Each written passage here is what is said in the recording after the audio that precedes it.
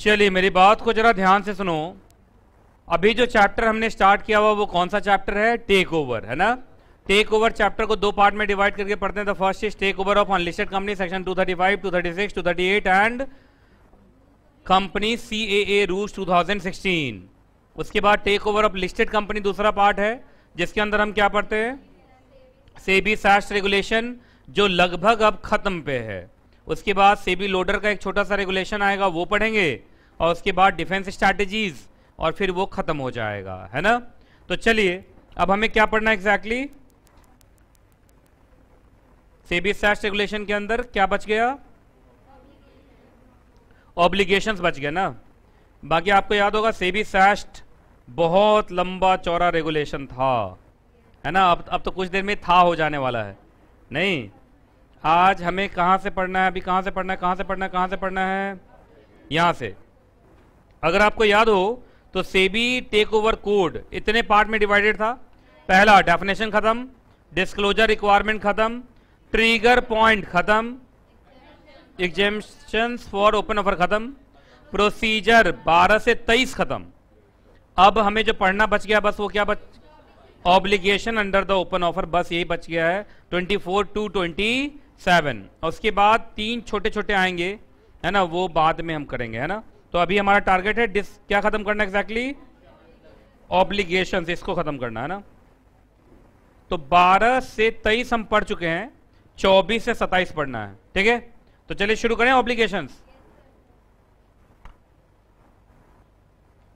बाकी ये टाइमलाइन बहुत मजेदार था, और ये पढ़ के आप लोग को लगा होगा ये टाइमलाइन ना होता तो सबको कनेक्ट करने में बहुत दिक्कत होता। कोई भी रेगुलेशन कुछ भी बोल रहा है, कहीं से बोल रहा है, बहुत मुश्किल रहता। लेकिन ये टाइमलाइन बहुत काम कर गया हमारे लिए, है ना। चलिए ऑब्लिगेशन है, कितने ऑब्लिगेशन है? देखो 4। तो सबसे पहले तुम लोग मुझे बताना ऑब्लिगेशन और पॉइंट बताते जाना। चलिए, obligations under SEBI take over code, ये ना, obligation under SEBI take over code. Regulation कहां से कहां तक? 24 to 27। अब इसको 4 पार्ट में डिवाइड कर लेते हैं, 1 2 3 4। सबसे पहले बताओ रेगुलेशन नंबर क्या आएगा? 24। फिर रेगुलेशन नंबर 25, ये सबको पता है। फिर क्या आएगा? 26, ये तो सबको पता है। उसके बाद क्या आएगा? तो ये 4 रेगुलेशन है ना। अब ये 4 रेगुलेशन में रेगुलेशन 24 बताओ किसका ऑब्लिगेशन है? बोलो। तो obligation of board of director of target company, ठीक है, डायरेक्टर्स। चलिए रेगुलेशन नंबर 25 किसका ऑब्लिगेशन? ऑफ अक्वायरर, और तो देखिए 2 है, एक board of director of target company अलग है और टारगेट कंपनी अलग है, और ऑफ मर्चेंट बैंकर्स, वही मैनेजर हो गया। चलिए अब मुझे तुम बताओ, रुको रुको रुको रुको रुको, पहले अरे उतारना बाद में, सब तैयार हो गया, रुक जाओ। एक बात बताओ, पहले रेगुलेशन 24 में obligation of board of director of target company में कितने ऑब्लिगेशन है गिन के बताओ? 4 ये ना पक्का? तो ये लो 4। रेगुलेशन 25 में कितना है? 5, बहुत है।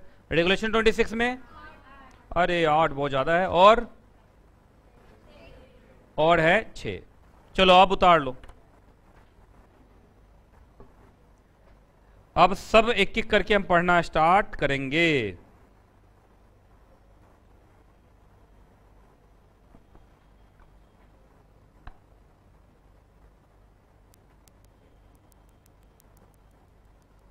लिख लो।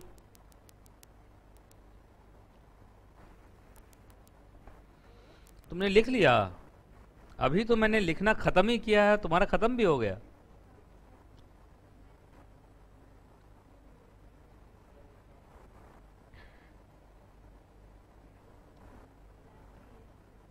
अब ये चारों ऑब्लिगेशंस में ये सब एकदम लॉ के तरह है, प्रॉपर लॉ के तरह है।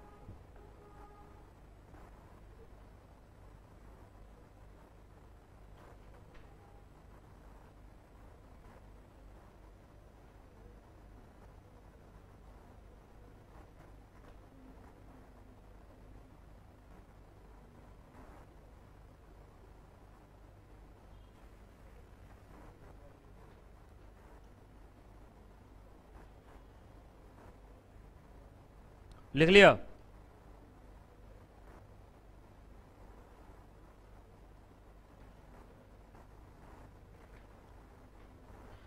चलिए शुरू करें। ये एकदम लीगल लैंग्वेज है, पूरा लॉ ही है।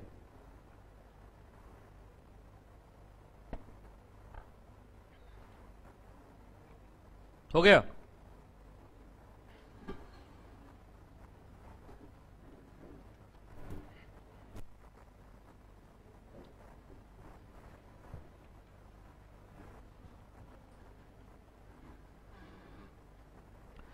चलिए शुरू करते हैं।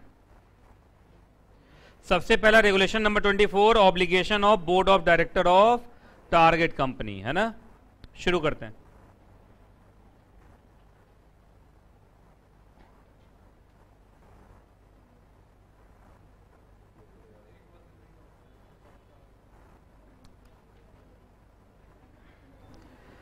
चलिए अब सुनो जरा ध्यान से, और ये बहुत ही ज्यादा टेक्निकल है, इसलिए ध्यान देना अच्छे से। देखो इधर देखो, इधर देखो, पूरा लीगल लैंग्वेज है तो अच्छे से पढ़ना है। क्या लिखा हुआ है? During the offer period. सबसे इंपॉर्टेंट वर्ड क्या है? जब तक ऑफर पीरियड। बताओ ऑफर पीरियड कब तक माना जाता है? बताओ। जिस दिन पब्लिक अनाउंसमेंट हुआ वहीं से, पब्लिक अनाउंसमेंट से लेके जब तक पेमेंट ना हो जाए, ये ना ड्यूरिंग द ऑफर पीरियड। याद रखिएगा, कोई भी ऐसा इंसान जो अक्वायरर या पीएसी का दोस्त हो, किसका दोस्त हो? अक्वायरर या पीएसी का दोस्त हो, उसको board of director of target company अपने बोर्ड ऑफ डायरेक्टर के ऊपर अपॉइंट नहीं करेगा। ये बात समझ में आ गया? ये बात समझ में आया आपको? तो जो board of director of target company है, समझते हो ना, टारगेट कंपनी जिसका टेक ओवर होने जा रहा है, वो टारगेट कंपनी किसी भी ऐसे आदमी को अपने यहां डायरेक्टर अपॉइंट नहीं करेगा जो आदमी किससे जुड़ा हुआ हो? अक्वायरर या पीएसी से जुड़ा हुआ हो। नहीं तो वो वहां जाके पूरा का पूरा मामला खराब करेगा और वहां माहौल बनाएगा किसके फेवर में? अक्वायरर के फेवर में। तो ये अच्छी बात नहीं है। कोई दिक्कत किसी भी कैपेसिटी में नहीं, एडिशनल डायरेक्टर कैपेसिटी में नहीं, कैजुअल मतलब होना ही नहीं चाहिए। समझ में आ गया? ये कब तक रहेगा ये बैन? ये बैन कब तक रहेगा? During the offer period. अब हम आगे बढ़ेंगे, ठीक है? अब आ रहा है एक्सेप्शन। यहां से शुरू हो गया एक्सेप्शन। लिख लिया एक्सेप्शन? तो पहले जनरल रूल समझ में आ गया कि कोई भी ऐसा आदमी जो अक्वायरर या पीएसी से जुड़ा हुआ हो, उसको टारगेट कंपनी के बोर्ड ऑफ डायरेक्टर पे अपॉइंटमेंट मिलेगी नहीं। कब तक नहीं? During the offer period. लेकिन अब मैं बता रहा हूं एक्सेप्शन। एक्सेप्शन कब है? सुनिए, कंपीटिंग ऑफर का डेडलाइन के बाद अगर आप चाहें तो अपॉइंट कर सकते हैं। तो इसका मतलब आप जानते हैं क्या है? 15 दिन के बाद। याद है डीपीएस के 15 दिन तक कंपीटिंग ऑफर आने का शक बना हुआ रहता है, लेकिन एक बार 15 दिन निकल गया तो इसका मतलब अब कोई कॉम्पिटिटर आने वाला नहीं है। इसका मतलब यही एक्वायरर लग रहा है अब उस कंपनी का टेक ओवर कर लेगा। जब टेक ओवर कर ही लेगा तो वो अपना डायरेक्टर तो वहां अपॉइंट करेगा ही। तो ये बोला कि 15 दिन के बाद आप चाहें तो अपॉइंट हो सकते हैं, प्रोवाइडेड दो कंडीशन सेटिस्फाइड हो। कंडीशन नंबर 1 और कंडीशन नंबर 2। आपको एस्क्रो में डालना पड़ेगा कितना पैसा? 100%, और दूसरा कोई कॉम्पिटिटर ना आया हो। ये तो बात वही है। इसका मतलब समझे, अब ये कंफर्म हो गया है कि यही एक्वायरर उस कंपनी का क्या करेगा? Take over. 100% पैसा भी जमा कर दिया एस्क्रो में, तो पैसे में भी कोई दिक्कत नहीं आने वाली है, और कोई कॉम्पिटिटर है भी नहीं। तो ये तो पक्का हो गया ना कि अब वही बनेगा उसका ओनर। और जब वही बनेगा ओनर, तो अब इसके 15 दिन के बाद अगर ये दो कंडीशन सेटिस्फाई हो जाए, तो अगर आप अपॉइंट होने भी दे दोगे तो क्या फर्क पड़ता है? अभी रोकोगे 10 दिन के बाद वो आ जाएगा। तो इसलिए ये अलाउड है। तो जल्दी जल्दी बोलो, इसको कैसे बोलेंगे? बोलो। ड्यूरिंग द ऑफर पीरियड कोई भी ऐसा आदमी जो अक्वायरर या पीएसी से जुड़ा हुआ हो उसको board of director of target company के ऊपर अपॉइंट किया नहीं जा सकता। ये तभी हो सकता है, बस एक ही केस में हो सकता है कि 15 दिन के बाद आप करें, वो भी तब जब अक्वायरर 100% पैसा एस्क्रो में जमा करे और कोई कॉम्पिटिटर वहां आया ना हो। ठीक है, कोई दिक्कत? आगे बढ़े अब। चलिए, लेकिन अगर आपने ऑफर जो लाया था वो था condition subject to minimum level of acceptance, तो तुम जानते हो कि थोड़ा सा लॉ थोड़ा और टफ हो जाता है फिर, क्योंकि यहां पे ना थोड़ा रिस्क आ जाता है कि वो मिनिमम लेवल ऑफ एक्सेप्टेंस होगा भी कि नहीं। तो सुनिए, अगर ऐसा वाला केस है तो सुनिए, आप चाहे 100 क्या 1,00,000% भी डाल दोगे एस्क्रो में, फिर भी आपको अलाउड नहीं होगा। बात समझ में आ गया? अब यहां से फिर एक्सेप्शन शुरू हो गया।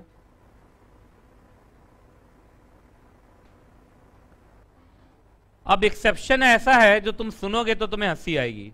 वो क्या एक्सेप्शन है मालूम है? कि ये तुमको पॉइंट नंबर 2 से पॉइंट नंबर 1 में पहुंचा देगा। पॉइंट नंबर 2 क्या था पहले बताइए? कि अगर condition as to minimum level of acceptance है तो आप 100 क्या 1,00,000% भी पैसा डाल दोगे तो भी फर्क पड़ने वाला नहीं है। हम आपको ड्यूरिंग द ऑफर पीरियड आपसे जुड़े हुए लोगों को हम डायरेक्टर नहीं बनाएंगे, ये पक्का है। ये तो टफ बोल रहा है यहाँ पे, है ना? लेकिन एक्सेप्शन में जाके फिर देखो क्या बोलो, वो ऐसा एक्सेप्शन बनाया है कि वो पॉइंट नंबर 2 नहीं रह जाएगा, पॉइंट नंबर 1 हो जाएगा। पहला बोल रहा है अक्वायरर हैज वेव्ड और अटेंड सच कंडीशन, या तो अक्वायरर ने वो कंडीशन छोड़ दिया मिनिमम लेवल ऑफ एक्सेप्टेंस वाला, या मिनिमम लेवल ऑफ एक्सेप्टेंस प्राप्त हो गया। नहीं समझे? तो फिर ये तो नॉर्मल ऑफर हो गया ना, अब नहीं समझ में आया। और दूसरा फिर वही आप 100% पैसा जमा कर दो एस्क्रो में। तो ये जो दो एक्सेप्शन है ये कहां पहुंचा दे रहा तुम्हें? ये बात समझ में आ गई? तो मुझे याद हो गया, अगर ऑफर कंडीशनल है तो आप 100% क्या 1,000% भी डाल दोगे तो भी हम आपसे जुड़े हुए लोगों को यहां अपॉइंट होने नहीं देंगे during the open offer period. हाँ, लेकिन एक केस में हो सकता है फिर वही, या तो आप कंडीशन छोड़ दो, तो कंडीशन छोड़ते ही पॉइंट नंबर 2 थोड़ी रह जाएगा, पॉइंट नंबर 1 हो जाएगा, नहीं हो जाएगा? और पॉइंट नंबर 1 में तो था ही कि आपको 100% क्या जमा करना है, एस्क्रो में जमा करना है। समझ में आ गया ना? आगे बढ़े, याद रहेगा तुम लोग को ये आगे। अच्छा एक बात बताइए, नए लोगों को आप अपॉइंट नहीं करेंगे, लेकिन कोई पहले से वहां पर है तो, मतलब बोर्ड ऑफ डायरेक्टर के टारगेट कंपनी के बोर्ड ऑफ डायरेक्टर पे पहले से 2-4 आदमी डायरेक्टर है जो अक्वायर से जुड़ा हुआ था, वो बहुत पहले 2-3 साल से वहां था, अब जाके अक्वायर ओपन ऑफर लाया है, तो ऑलरेडी रिप्रेजेंटेड है ये ना, अक्वायर और पीएसी इज ऑलरेडी रिप्रेजेंटेड। तो क्या उसको निकाल दोगे ओपन ऑफर आते ही, या उसको बोलोगे तुम रहो लेकिन ओपन ऑफर से जुड़ा हुआ मेरे यहां कोई डिस्कशन होगा तो तुम उसमें पार्टिसिपेट नहीं करोगे, ना वोट करोगे? तो ना आप पार्टिसिपेट करेंगे, डेलिब्रेशन का मतलब डिस्कशन, ना क्या करेंगे, वोट करेंगे। तो कोई पहले से चल रहा है तो उसको हटाया नहीं जाएगा, लेकिन उसको डिस्कशन में हिस्सा लेने नहीं दिया जाएगा और उसको वोट भी करने नहीं दिया जाएगा। डेलिब्रेशन का मतलब डिस्कशन। आगे बढ़े, चलिए उसके बाद आगे चलो सुनो इधर, ये है during the pendency of competing offer, तो ये 15 दिन तक, 15 दिन ऑफ डीपीएस, ये है ना? अरे डीपीएस के 15 दिन तक ही डर बना रहता है ना कि कंपीटिंग ऑफर आ सकता है, भूल गया ये लोग यार। अच्छा सुनो, डायरेक्टर सॉरी अक्वायरर और पीएसी से जुड़े हुए लोगों को तुम अपॉइंट नहीं करने दोगे, 1, 2, 3 में ही चल रहा था, 1, 2 में। लेकिन अगर नॉर्मली हमको डायरेक्टर अपॉइंट करना है तो, मतलब दूसरा आदमी किसी को अपॉइंट करना है तो क्या हो सकता है? मतलब अक्वायरर से जुड़ा हुआ नहीं है, वो अक्वायरर पीएसी से जुड़ा हुआ नहीं है, एक नॉर्मली है, तो क्या उसका अपॉइंटमेंट हो सकता है? बोलो, याद रखिएगा कोई नया डायरेक्टर भी अपॉइंट नहीं होगा, और अगर आप नया डायरेक्टर अपॉइंट फिर भी करना चाहते हैं तो यहां से एक्सेप्शन हो गया।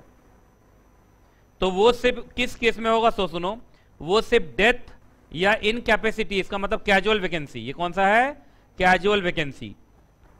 तो कैजुअल वैकेंसी में हो सकता है, वो भी उसके लिए आपको पोस्टल बैलेट से क्या करना पड़ेगा, शेयर होल्डर का अप्रूवल लेना पड़ेगा बाय पासिंग द ओआर। ये समझ में आया? तो इसमें बहुत सारी चीजें, हर लाइन में जनरल रूल भी है और हर लाइन में एक्सेप्शन भी है। मैंने बोला नहीं प्रॉपर लॉ है। चलो मुझे तो चारों याद भी हो गया, मैं फोर्थ फिर से बोल रहा हूं। मैं ये बोल रहा हूं कि शुरुआत के 15 दिन, डीपीएस से 15 दिन, उसी को बोलते हैं during the pendency of competing offer. अरे उसी को बोलेंगे ना। तो शुरुआत के 15 दिन में आप बाहर से किसी भी आदमी को डायरेक्टर अपॉइंट नहीं करोगे, चाहे वो अक्वायरर से रिलेटेड है या नहीं, उससे फर्क पड़ता नहीं है। मतलब डायरेक्टर का अपॉइंटमेंट तुम्हारे यहां होगा ही नहीं। पहले तो ये हो गया जनरल रूल। अब आ रहा है एक्सेप्शन। एक केस में हो सकता है, अगर कैजुअल वैकेंसी हुई हो, कोई डेथ हो गया हो, कोई डायरेक्टर मर गया तो उसके जब नया डायरेक्टर आता है। इन कैपेसिटी कोई इंसॉल्वेंट हो गया तो उसके जब नया डायरेक्टर आता है ना। तो कैजुअल वैकेंसी हो सकता है, वो भी casual vacancy board of director fill नहीं करेगा, शेयर होल्डर से आपको रेजोल्यूशन पास कराना पड़ेगा, वो भी बाय पासिंग द ओआर। वो भी कैसे? By the way of postal ballot. ये समझ में आ गया? अरे सब समझ में आया कि नहीं आया पहले बताओ ना यार। मुझे चारों याद हो गया है, मैं फिर से बोल देता हूं, ठीक है। During the open offer period कोई भी ऐसा आदमी जो अक्वायरर या पीएससी से जुड़ा हुआ है उसको आप अपने यहां डायरेक्टर नहीं बनाएंगे। एक केस में बना सकते हैं, 15 दिन के बाद बना लो, प्रोवाइडेड कि सामने वाला 100% पैसा एस्क्रो में डाले। ये हो गया पॉइंट नंबर 1। फिर पॉइंट नंबर 2, अगर कंडीशनल ऑफर है तो चाहे 1000% भी डाल दो तुम एस्क्रो में, हम आपको किसी भी हालत में आपसे जुड़े हुए लोगों को अपने यहाँ डायरेक्टर बनाएंगे नहीं। लेकिन एक केस में बना सकते हैं, अगर आप कंडीशनल ऑफर का जीत छोड़ दो या वो जिद आपको प्राप्त हो गया हो, मतलब वो जो कंडीशन था मिनिमम लेवल ऑफ एक्सेप्टेंस का वो अचीव हो गया हो और आपने 100% पैसा एस्क्रो में डाल दिया हो, तो इसका एक्सेप्शन 2 को 1 बना दे रहा है। नंबर 3, कोई डायरेक्टर पहले से वहां पर है, अक्वायरर से जुड़ा हुआ कोई आदमी पहले से डायरेक्टर है तो रहेगा, हटाया नहीं जाएगा, बस उसको डिस्कशन में पार्टिसिपेशन नहीं मिलेगा, वोट करने दिया नहीं जाएगा ओपन ऑफर से जुड़े हुए मामलों पे। और नंबर 4, जब तक 15 दिन गुजर ना जाए डीपीएस के तब तक आप नॉर्मल डायरेक्टर का भी अपॉइंटमेंट नहीं करोगे। एक केस में हो सकता है कैजुअल वैकेंसी अराइज हो जाए, और वो भी कैजुअल वैकेंसी को कैसे फिल किया जाएगा? By passing the OR through postal ballot. आगे बढ़े, यही था general obligation of board of director of target company. चलिए अब क्या आ रहा है जल्दी बताओ। General obligation of the acquirer. चलिए अक्वायरर का क्या क्या ऑब्लिगेशन होगा, तुम्हें क्या लगता है बताओ।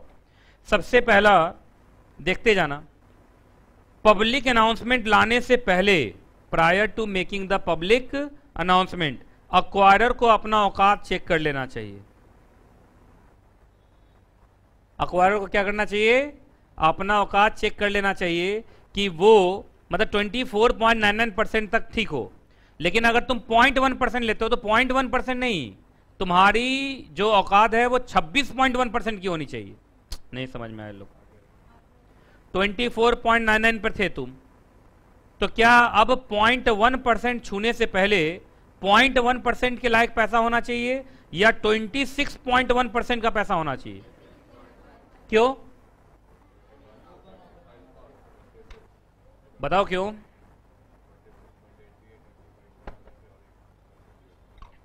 बोलो। क्योंकि 0.1 लेते हो जाओगे तुम 25 होते ओपन ऑफर आएगा 26, तो आपके पास पूरा पैसा होना चाहिए, तभी 0.1% टच करना। ऐसे आराम से घर में बैठे रहो। तो सबसे पहले औकात चेक कर लो, उसके बाद ही टच करो, ठीक है? बात समझ में आ रही कि नहीं आ रही है? ठीक, आगे। अगर अक्वायरर ने डीपीएस में बोल रखा था कि कंपनी का टेक ओवर करते ही हम कंपनी के मटेरियल एसेट्स को एलिनिएट करेंगे। एलिनिएट का मतलब अपने से अलग करना, बेच देना। एलिनिएट का मतलब डिटैच, अटैच का उल्टा डिटैच, अपने से अलग करना, बेच देना, मॉर्गेज कर देना, ये सब अगर आपने बोल रखा था तब तो कोई दिक्कत नहीं है। लेकिन अगर आपने ऐसा कोई भी इंटेंशन बोला नहीं था तो याद रखिएगा अगले 2 साल तक आप ऐसा काम नहीं कर पाएंगे। बात समझ में आ गया? अगले 2 साल तक, मतलब टेक ओवर करने के बाद अगले 2 साल तक टारगेट कंपनी के मटेरियल एसेट्स को आप एलिनिएट नहीं कर पाएंगे। अच्छा, लेकिन डीपीएस में लिखा होता तो कि हम टेक ओवर ही इसीलिए कर रहे हैं क्योंकि हमें एलिनिएट करना उसके एसेट्स को, तो कर सकते हैं। लेकिन अगर ऐसा इंटेंशन डीपीएस में नहीं लिखा हुआ था तो 2 साल तक शांति से बैठे रहो, अब तुम टारगेट कंपनी के एसेट्स को बेच नहीं पाओगे। लेकिन फिर एक्सेप्शन, फिर आ गया क्या? एक्सेप्शन।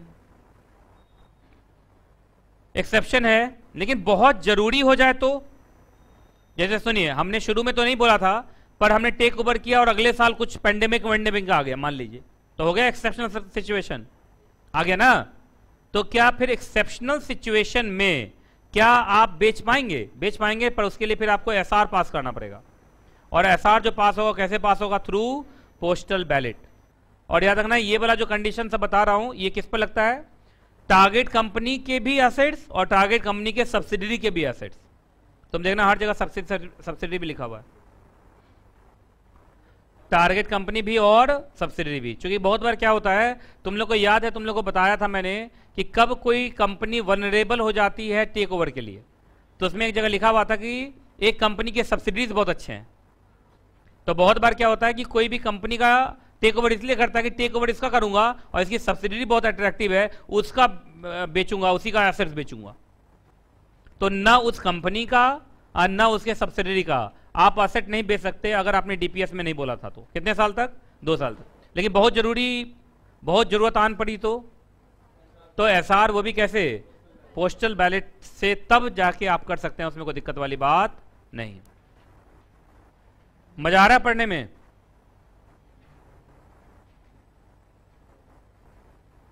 मुझे लगता है ना ये तुम लोग को तब याद आएगा कि एक बार मैं बोलूंगा, एक बार तुम बोलो, क्योंकि सुनने में बहुत अच्छा लगता है, जानते हो, सुनने में बहुत अच्छा लगता है। जैसे मैं कुछ भी बोलूंगा, अरे हाँ एकदम समझ में, क्या क्लियर है, वो हो।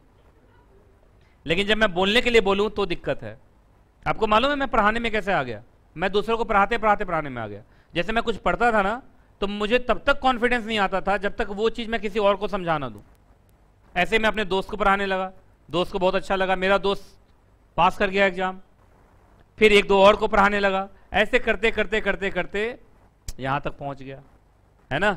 तो इसीलिए आप लोग भी जब भी मैं कुछ बोलूं तो सुनो और सुन के उसको फिर से बोलने की कोशिश करो। खुद से बोलोगे जिंदगी भर याद रहेगा। जिंदगी भर ज्यादा बोल दिया मैंने, एग्जाम तक तो याद रहेगा। चलिए नंबर सी, अब ये नॉर्मल सा बात कर रहा है फिर कि पब्लिक अनाउंसमेंट है, डीपीएस है, लेटर ऑफ ऑफर। आपको मालूम होगा ये 3 डॉक्यूमेंट होता है, पीए, डीपीएस और एलओओ। बस इसमें जो भी लिखना, ट्रू लिखना, फेयर लिखना, एडिक्वेट लिखना, कुछ छिपाना नहीं, है ना, सच को छिपाना नहीं, झूठ तुम बोलना नहीं, ये ना यार, ये तो गोल्डन रूल ऑफ प्रोस्पेक्ट। तुम्हें क्या लगा डायलॉग मार रहा हूं? सच को छिपाना नहीं, ऐसा कोई वादा नहीं ले रहा हूं, ये गोल्डन रूल ऑफ प्रोस्पेक्टस है। सच को छिपाना नहीं, झूठ तुम बोलना नहीं, है ना। आगे चलिए, अच्छा एक बात बताइए, आप कुछ ज्यादा ही इमोशनल हो गए टारगेट कंपनी पर, इतना ज्यादा शेयर्स उसका लिया, इतना ज्यादा शेयर्स लिया कि बेचारे को डीलिस्ट कर दिया, है ना। बात समझ में आ रहा है? कभी कभी एक्सेस प्यार भी खराब कर जाता है ना सब कुछ।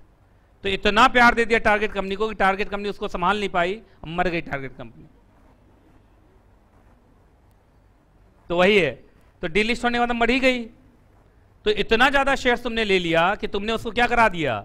डीलिस्ट करवा दिया। बात समझ में आ रही है? तो क्या डीलिस्ट जब होगा तो कुछ शेयर होल्डर हो सकता है बचे हुए हो।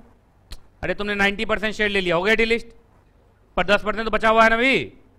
तो जो 10% शेयर बचा हुआ है, क्या उसको तुम्हें एग्जिट अपॉर्चुनिटी देना पड़ेगा? लिखो एग्जिट अपॉर्चुनिटी। आपको क्या देना पड़ेगा?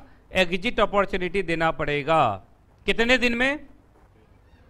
15 डेज। 15 डेज कहां से गिनोगे? जिस दिन आप डीलिस्ट हुए हैं। कि अगर आप लोग जाना चाहें तो चले जाएं, क्योंकि अब तो इस टारगेट कंपनी में मैं ही अकेला हूं। ठीक है, कोई दिक्कत? अच्छा, यहां जो आप एग्जिट अपॉर्चुनिटी दोगे उसका ऑफर प्राइस क्या होगा? सेम ऑफर प्राइस कौन वाला? ओपन ऑफर वाला। ठीक है, याद रहेगा। ये समझ में आया ना? आगे बढ़ें। चलो, अच्छा ये जितना भी ऑब्लिगेशन मैंने अक्वायरर का बताया, वो अक्वायरर का अकेले है कि अक्वायरर का पीएसी के साथ मिलके, ज्वाइंटली भी और सीवियरली भी? सीवियरली का मतलब अलग अलग भी और ज्वाइंटली का मतलब साथ में भी। ठीक है, कोई दिक्कत? चलिए, अब एक केस हुआ, केस का नाम बोलो।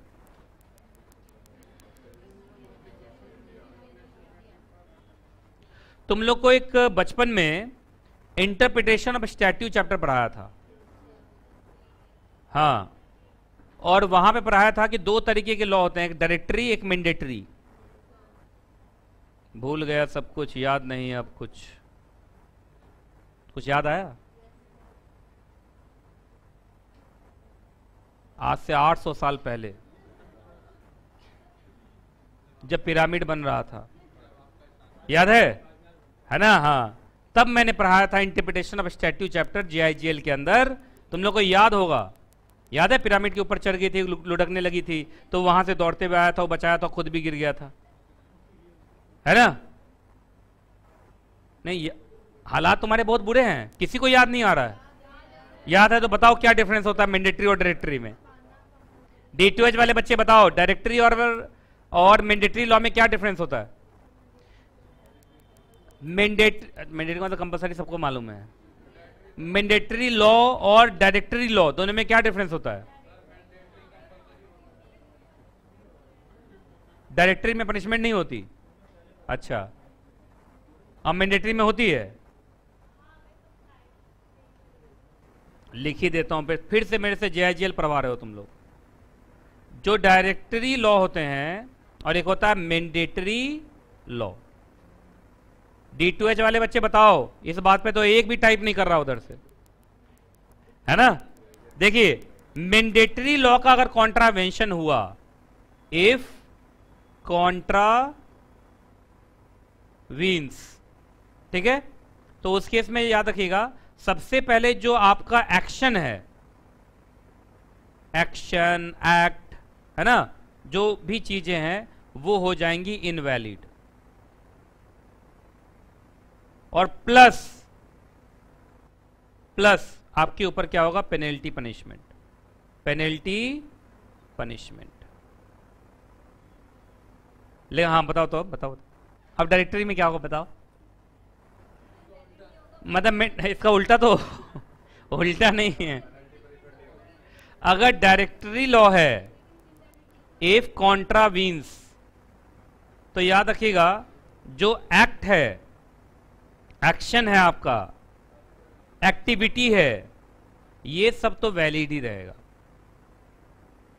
प्लस ये जरूर है कि आपके ऊपर क्या लग जाएगा? पेनल्टी पनिशमेंट, ये सिर्फ हो सकता है। समझ में आ गया? ये यहां पर क्या होगा? सिर्फ ओनली पेनल्टी पनिशमेंट। तो पढ़िए, लिखना तो लिख लो। देखो, एक बच्चे ने जवाब दिया डायरेक्टरी बाइंडिंग होता है। वाह, बाइंडिंग दोनों है, लेकिन दोनों के कॉन्सिक्वेंसेस अलग अलग हैं। जो तुम्हारा मैंडेटरी लॉ है ना, वो तुम्हारे पूरे काम को ही क्या कर देगा? इनवैलिड। ये बड़ा बुरा है, वहां आपके काम को कर देगा वो null and void ab initio. क्या कर देगा? Null and void ab initio. अब प्लस पेनल्टी पनिशमेंट भी लगाएगा। लेकिन डायरेक्टरी में क्या होता है कि वो मात्र एक डायरेक्शन होता है कि अगर ऐसा करें तो अच्छा होगा। तो इसका मतलब डायरेक्टरी में शुड चलता है, शुड, और उसमें शैल चलता है। मैंडेटरी में क्या चलता है? शैल। और डायरेक्टरी में क्या चलता है? शुड। शुड भी जरूरी है, तो इसके लिए पेनल्टी पनिशमेंट तो लगेगा, नहीं मानोगे तो। लेकिन ये नहीं है कि तुम्हारा वो काम खराब हो जाएगा, काम वैलिड रहेगा, provided other conditions are also satisfied, है ना। चलिए,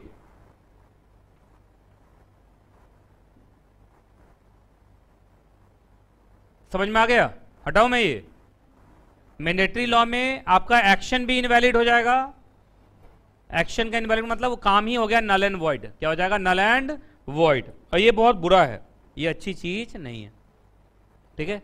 लेकिन देखो डायरेक्टरी में क्या है कि आपका काम जो है वो तो रहेगा वैलिड, लेकिन ये है कि पेनल्टी पनिशमेंट तो होगा, चूंकि लॉ को तुमने माना नहीं, ठीक है। जो बच्चे ऑनलाइन देख रहे हैं, मेरे पीछे इनवैलिड लिखा हुआ है, पेनल्टी ऑब्लिक पनिशमेंट लिखा हुआ है।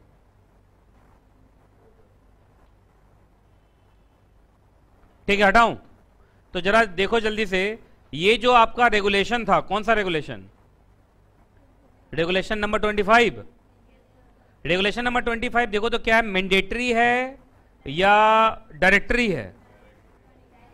याद रखिएगा ये डायरेक्टरी माना गया था, और इसलिए जो तुम्हारा लेटर ऑफ ऑफर है वो इनवैलिडेट नहीं होगा। देखो लिखा हुआ ना, no merit in contention that at non adherence to the time schedule would invalidate letter offer, ऐसा कुछ भी नहीं है। मतलब लेटर ऑफ वैलिड रहेगा, लेटर ऑफ ऑफर क्या रहेगा, वैलिड ही रहेगा। बात समझ में आ गया ना। तो देखो काम वैलिड रखा है ना, जो ओपन ऑफर आया वो तो वैलिड ही है ना, ओपन ऑफर तो नहीं हो गया इनवैलिड, ओपन ऑफर वैलिड रहेगा, ओपन ऑफर क्या रहेगा, वैलिड। आगे बढ़े, चलिए अब बताओ रेगुलेशन 24 हो गया, 25 हो गया, 26 general obligation of target company. अब टारगेट कंपनी का कुछ ऑब्लिगेशन है, ऐसे मैंने काफी बोल्ड कर रखा है, लेकिन चलो फिर भी शुरू करते हैं। पहला, एक बात बताइए कि board of director of target company को क्या लग रहा मालूम है, अब तो हमारा टेक ओवर ही होना है। ऐसे भी टेक ओवर होगा, एक्वायरर हमें तो आगे हटा ही देगा, वो अपना डायरेक्टर लाएगा, तो हम तो ऐसे भी कुछ ही दिन के मेहमान हैं यहाँ पे। तो एक काम कर, बर्बाद कर कंपनी को, है ना। कंपनी के पैसे से हेलीकॉप्टर से ही आ जा रहा है, सब्जी लाने भी हेलीकॉप्टर से जा रहा है, दिन रात 24 घंटे पार्टी चल रहा है कंपनी में, सब डायरेक्टर उधर लुटका हुआ इधर लुटका हुआ पागल की तरह कर रहा है। तो पूछा ऐसा क्या करे, अब क्या कुछ ही दिन के लिए तो हैं, क्या ये ऐसा होना चाहिए, क्या ये बेटर कॉर्पोरेट गवर्नेंस है। एक बात बताइए, गलत बात है कि नहीं गलत बात है, पहले बताइए आप, सही कह रहा हूं कि नहीं कह रहा हूं। तो ये अच्छी बात नहीं है, याद रखिएगा। टारगेट कंपनी का ये ऑब्लिगेशन है कि वो through out the offer period company के बिजनेस को ऑर्डिनरी ढंग से ही चलाए, जैसे वो चल रहा था ऐसे उसको वो चलाते रहे। कोई दिक्कत? आगे देखें, अब ये समझ में आ गया, चलो आगे। अच्छा एक बात बताइए कि क्या अब ओपन ऑफर आ गया है, तो ये तो पता चल गया है कि अब शायद टेक ओवर हो जाए, अब इस कंपनी का मैनेजमेंट चेंज होगा, मालिक चेंज होगा, तो क्या अब इस कंपनी को, टारगेट कंपनी को कोई बड़े बड़े ट्रांजैक्शन करने चाहिए या वेट करना चाहिए अब कंट्रोल चेंज होने का? बोलो। तो याद रखिएगा, मटेरियल ट्रांजैक्शन अब आपको करना नहीं है। अच्छा, ऑर्डिनरी कोर्स ऑफ बिजनेस वाला वो आप कर सकते हैं, लेकिन जो मटेरियल ट्रांजैक्शन है, बड़े बड़े ट्रांजैक्शन है, वो अब आपको करना नहीं चाहिए। तो उस टारगेट कंपनी में होना चाहिए और ना उसके सब्सिडरी में होना चाहिए। ये लगता है माइक का बैटरी डुप्लीकेट आ गया है क्या है? ये बार बार कैसे खत्म हो जा रहा है? अच्छा आज ज्यादा हो गया, बैटरी को भी समझ में आ रही है।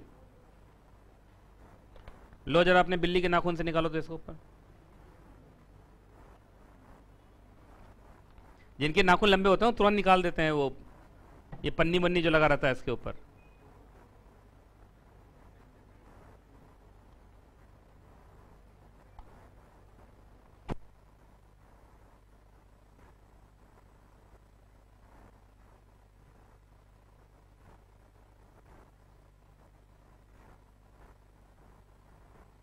जो एनके ऑनलाइन टेस्ट में अच्छा मार्क्स लाएगा उसको मैं ये बैटरी दूंगा।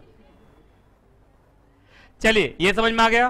तो ना उस टारगेट कंपनी में, देखो इधर देखो, ना उस टारगेट कंपनी में ना उसके सब्सिडरी में अब कोई मटेरियल ट्रांजैक्शन होना नहीं चाहिए। लेकिन अगर फिर भी बहुत जरूरी हो गया करना तो कर सकते हैं। देखो यहां से बशर्ते कि आपको स्पेशल रेजोल्यूशन पास करना पड़ेगा थ्रू पोस्टल बैलेट। तो एक्सेप्शन जहां से हो गया उसको काट दो अलग। नहीं दिख रहा है कहां पे एक्सेप्शन है, ये अभी भी नहीं दिख रहा है, दिख गया? चलिए आगे बढ़े। चलिए अच्छा एक बात बताइए, एक बात और, सुनो सुनो सुनो, इधर देखो, इसको समझो, ये इसको जरा पढ़ो तो तुम। अगर टारगेट कंपनी की कोई सब्सिडरी है और सब्सिडरी में कोई मटेरियल ट्रांजैक्शन हो रहा है तो वहां वोटिंग कौन करने जाएगा? Target company. जो टारगेट कंपनी की वो सब्सिडरी है तो सब्सिडरी का टारगेट कंपनी सबसे बड़ा शेयर होल्डर है, तो टारगेट कंपनी वहां हां में वोट करेगी या ना में वोट करेगी? अगर टारगेट कंपनी के सब्सिडरी में कोई मटेरियल ट्रांजैक्शन हो रहा है तो वहां पे ट्रांजैक्शन करने से पहले हो सकता है वो अपने शेयर होल्डर से पूछेगा। तो टारगेट कंपनी का सब्सिडरी किससे पूछेगा? अपने होल्डिंग से पूछेगा। उसकी होल्डिंग कौन है? Target company. तो टारगेट कंपनी वहां मटेरियल ट्रांजैक्शन के फेवर में वोट करेगी या अगेंस्ट में? अगेंस्ट में वोट करेगी ना, क्योंकि उसको मालूम है कि मेरे ऊपर टेक ओवर का बिड आया हुआ है, ना मैं अपने यहां मटेरियल ट्रांजैक्शन कर सकता हूं, ना अपने सब्सिडरी में होने दे सकता हूं। नहीं समझ में आया तो याद रखिएगा, जब भी जनरल मीटिंग ऑफ सब्सिडरी होगा तो उसमें टारगेट कंपनी मटेरियल ट्रांजैक्शन के ऊपर कैसे वोट करेगी, इस तरीके से वोट करेगी जिससे कि बी वाला पॉइंट का कंडीशन सेटिस्फाई हो जाए। अब बी वाला क्या बोलता था कि आपको मटेरियल ट्रांजैक्शन करने नहीं चाहिए, अब नहीं चाहिए तो ना में वोट करेगा, ना में वोट होते ही अब उस सब्सिडरी में भी मटेरियल ट्रांजैक्शन होगा नहीं। ये समझ में आ गया? आगे बढ़े, चलो तुम बोलो, अब बी पॉइंट तुम बोलो पूरा, बी पॉइंट बी। अब मैंने बोला था पहले मैं बोलूंगा फिर तुम बोलोगे।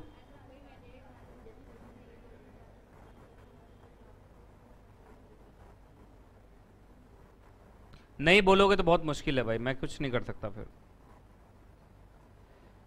टारगेट कंपनी ना खुद ना अपने सब्सिडरी में कोई भी मटेरियल ट्रांजैक्शन होने नहीं देगी।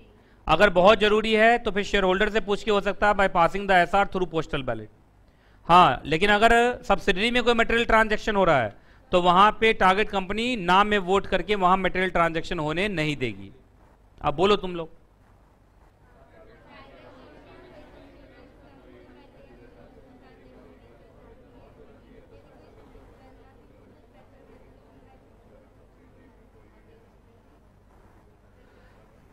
चलिए आगे, याद रखिएगा, आपको याद होगा, देखो फिर आ गया भाई, क्या है ये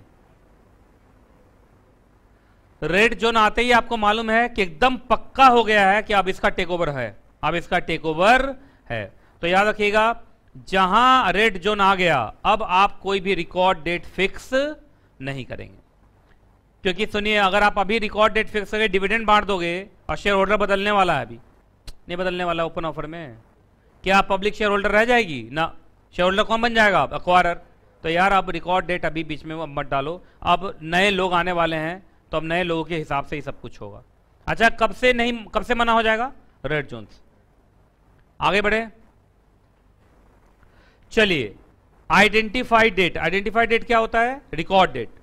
एक बात बताइए, एक चीज तो तुम लोगों ने अभी तक पूछा नहीं कि सर एक बात बताइए, अक्वायरर टारगेट कंपनी के शेयर होल्डर के घर पे भेजता है लेटर ऑफ ऑफर, लेकिन अक्वायरर को कैसे पता चलता है कि टारगेट कंपनी का शेयर होल्डर कौन है, उसका अता पता क्या है?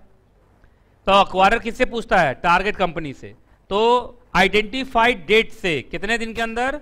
2 दिन के अंदर, कहीं लिखा हो 2 दिन, 2 दिन के अंदर जो टारगेट कंपनी है वो अक्वायरर को क्या देगा? एक list of share holder, list of share holder और पूरा एड्रेस वेड्रेस सब कुछ देगा, जिससे कि अक्वायरर उसके शेयर होल्डर से बातचीत कर पाए।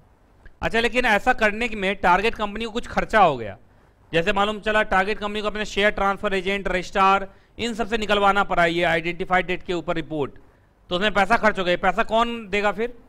अक्वायरर रेम्बर्स करेगा। ठीक है, कोई दिक्कत? चलिए अब तुम्हें ई पॉइंट जरा पढ़ो और तुमको कोई सेक्शन याद आएगा।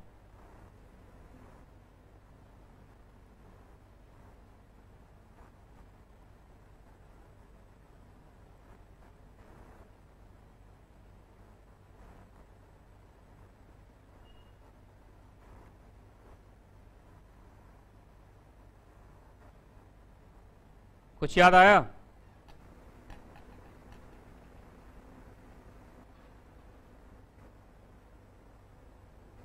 क्या लगा? लिख दूंगा मैं।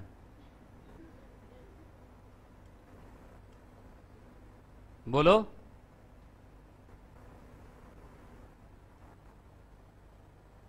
अभी भी याद नहीं आया?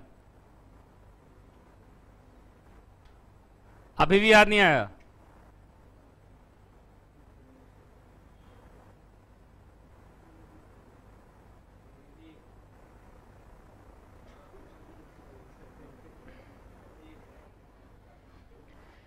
सेक्शन 238 में भी याद होगा, जब भी अक्वायरर टारगेट कंपनी को अक्वायर करना चाहता था, वहां अनलिस्टेड कंपनी वाला कहानी है, तो वहां पे टारगेट कंपनी के अंदर एक कमिटी ऑफ डायरेक्टर्स बनते थे और वो एडवाइस देते थे, याद होगा, जिस एडवाइस को हम सर्कुलर बोलते थे, रिकमेंडेशन बोलते थे, उसका आरओसी से पहले रजिस्ट्रेशन कराना जरूरी होता था। याद आया कुछ? 238 पढ़े हुए कितना दिन हुआ यार, टेक ओवर चैप्टर ही चल रहा है अभी। ये हालत है। कुछ लोग लग रहा है सर इस चैप्टर में ऐसा लग रहा है कि बहुत चैप्टर हो गया।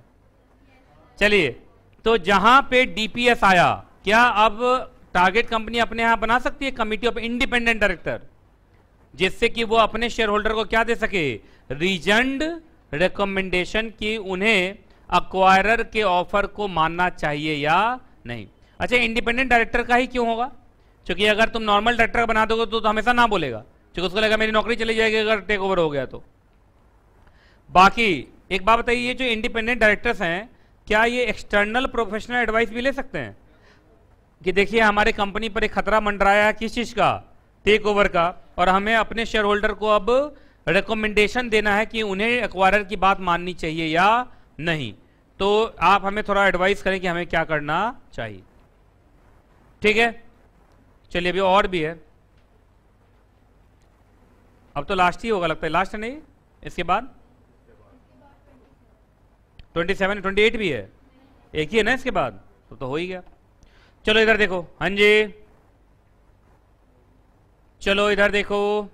अच्छा एक बात बताइए, जब वेरिफिकेशन की बात आएगी, मैंने बताया था ना पेमेंट करने से पहले क्या करेगा वो, वेरिफिकेशन। तो वेरिफिकेशन में क्या वो मदद देगा टारगेट कंपनी एक्वायरर को? क्योंकि टारगेट कंपनी को पता है ना कि उसका कौन शेयर होल्डर सच में है, कौन शेयर होल्डर सच में नहीं है, कौन शेयर पार्टली पेडअप है, कौन शेयर फुल्ली पेडअप है, ये किसको मालूम है? टारगेट कंपनी को।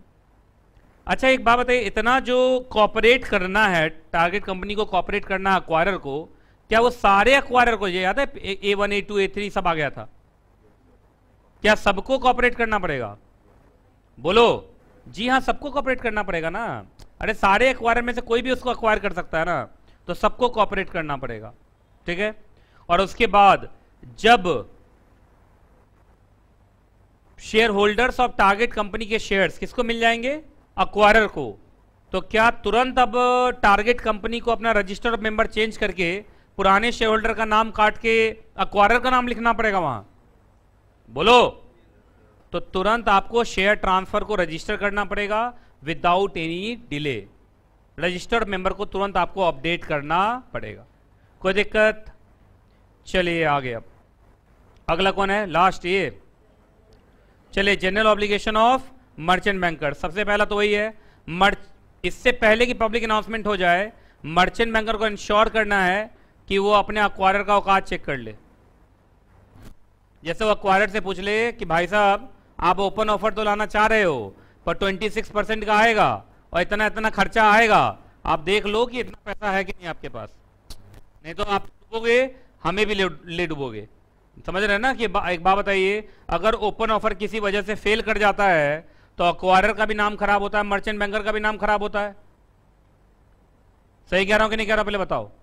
तो इसलिए पहले वो औकात चेक कर ले अपने क्लाइंट का। मर्चेंट बैंकर के लिए एक्वायरर क्या है? क्लाइंट। दूसरा वही औकात ही चेक कर रहा है कि पैसा वैसा है कि नहीं एक्वायरर के पास। जैसे एक्वायरर से पूछा साहब पैसा कितना आपके पास, कहा वही 4 लाख रुपया है। कहा सर कंसिडरेशन तो 26% का बन रहा है, 2600 करोड़। कहा ये तो मैंने सोचा नहीं। तो कहा सोचा नहीं तो अब बैठ के सोच, मैं निकला, है ना? क्योंकि अगर ऐसे में मैं बनूंगा मर्चेंट बैंकर तो ये तो फेल होगा, अब फंसूंगा मैं, मेरा ट्रैक रिकॉर्ड खराब रहेगा। चलिए अगला, फिर वही बचपन वाली बात, जो पीए डीपीएस लेटर ऑफ ऑफर हुआ है उसमें सारी बातें क्या लिखी हुई हों? सच लिखी हुई हों, कोई भी बात झूठ ना हो, और जो भी बातें लिखी गई हो उसका प्रॉपर एविडेंस हो। आप जानते हैं मर्चेंट बैंकर जहां भी जाता है क्या देता है? सबसे पहले ड्यू डिलिजेंस सर्टिफिकेट। किसके साथ फाइल करेगा वो?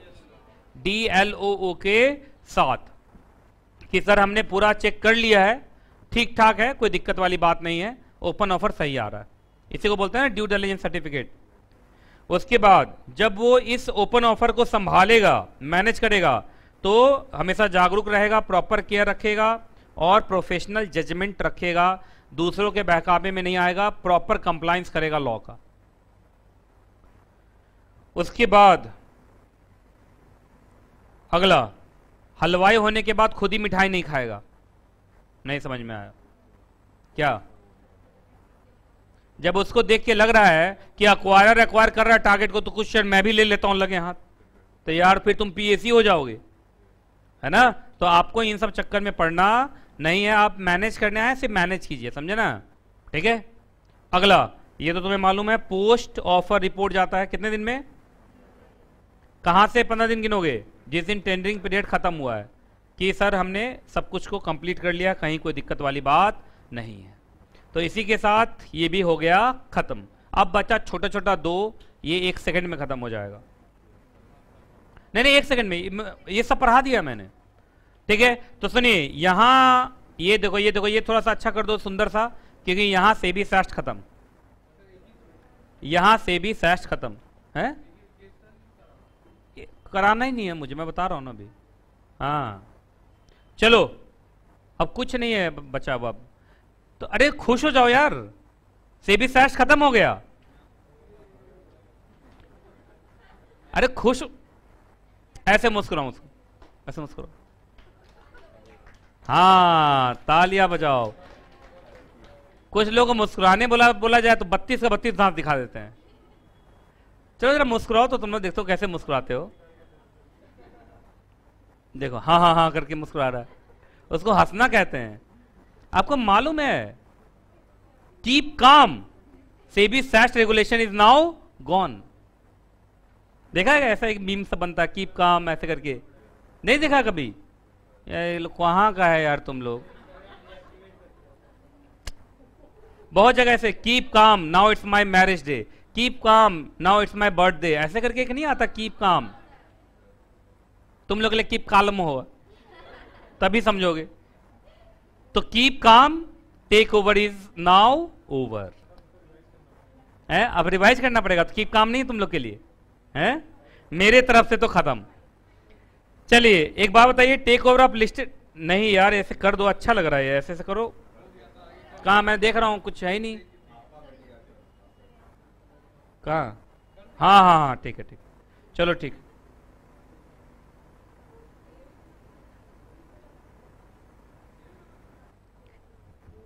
ठीक है, ये हो गया खत्म।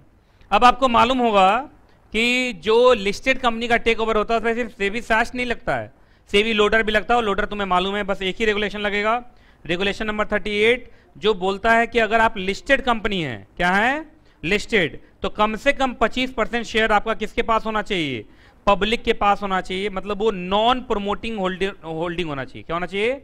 नॉन प्रमोटर्स होल्डिंग होना चाहिए। मतलब पब्लिक शेयर होल्डिंग कितनी होनी चाहिए? कम से कम 25%।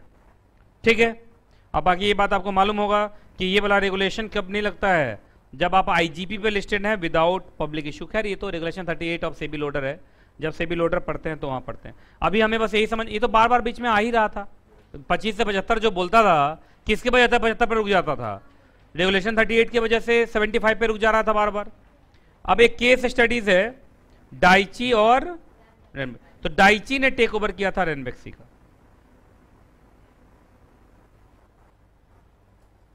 अब सुनिए इसमें क्या क्या हुआ था।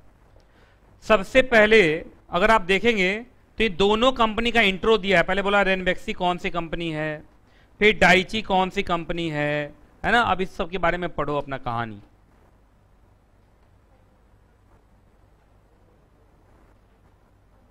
हाँ ऐसे पढ़ लो तो अच्छी अच्छी कंपनी है दोनों, ठीक है। चलिए अब चलिए देखते हैं आगे कैसे कैसे सब कुछ हुआ। सबसे पहले रेनबेक्सी को डाइची ने क्यों अक्वायर करना चाहा, रीजन क्या था, ऑब्जेक्टिव क्या था? Objective of take over. अगर एग्जाम में क्वेश्चन आ जाए ना कि इंटरनेशनल टेक ओवर्स के फायदे बताइए, तो यही फायदे हैं। डाइची के लिए तो इंटरनेशनल टेक ओवर था, है ना, तो कहीं लिख लो objective of international take over.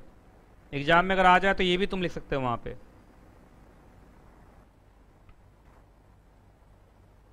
Reason, objective, advantage, बोलो क्या क्या। सबसे पहले क्या चाहता था एग्जैक्टली डाइची? कि उसकी कंपनी को एक नया ऑर्बिट मिले।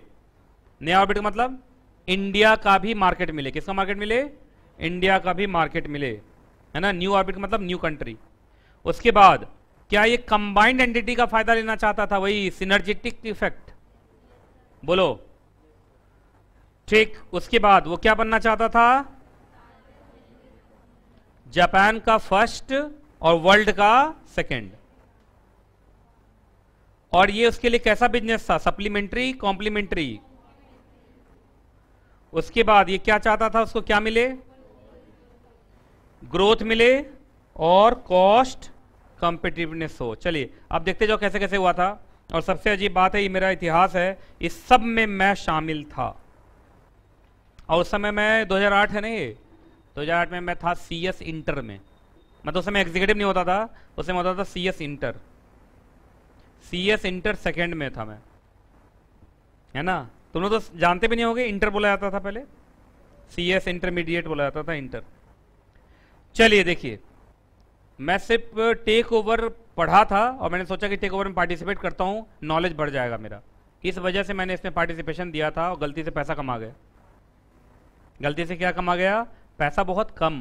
उस समय स्टूडेंट था, पॉकेट में होता ही कितना पैसा था। चलिए सबसे पहले जल्दी जल्दी बोलो, डेट बोलो तुम। डाइची ने रेनबेक्सी के प्रोमोटर्स के साथ अग्रीमेंट किया, तो ये फ्रेंडली टेक ओवर था इसका मतलब। और यही अग्रीमेंट ट्रिगर किया होगा ओपन ऑफर को। नहीं समझ में आया ये ना। अब वो ट्रिगर हुआ, तो ट्रिगर होते ही अब क्या लाना पड़ गया? Public announcement. और ऑफर प्राइस क्या था?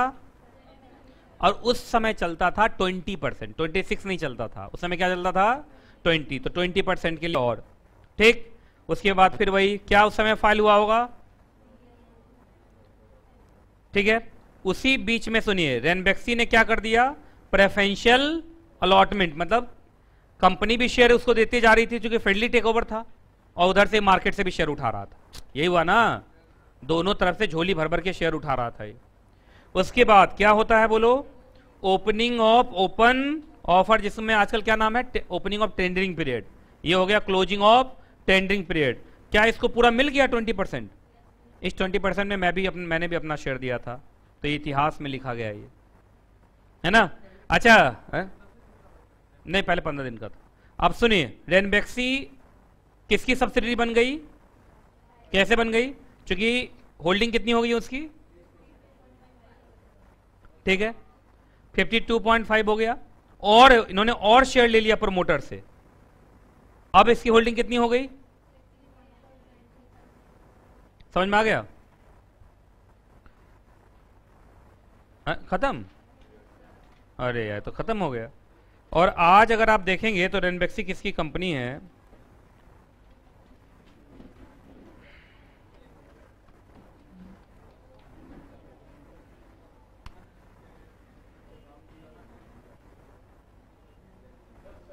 सन फार्मा की है।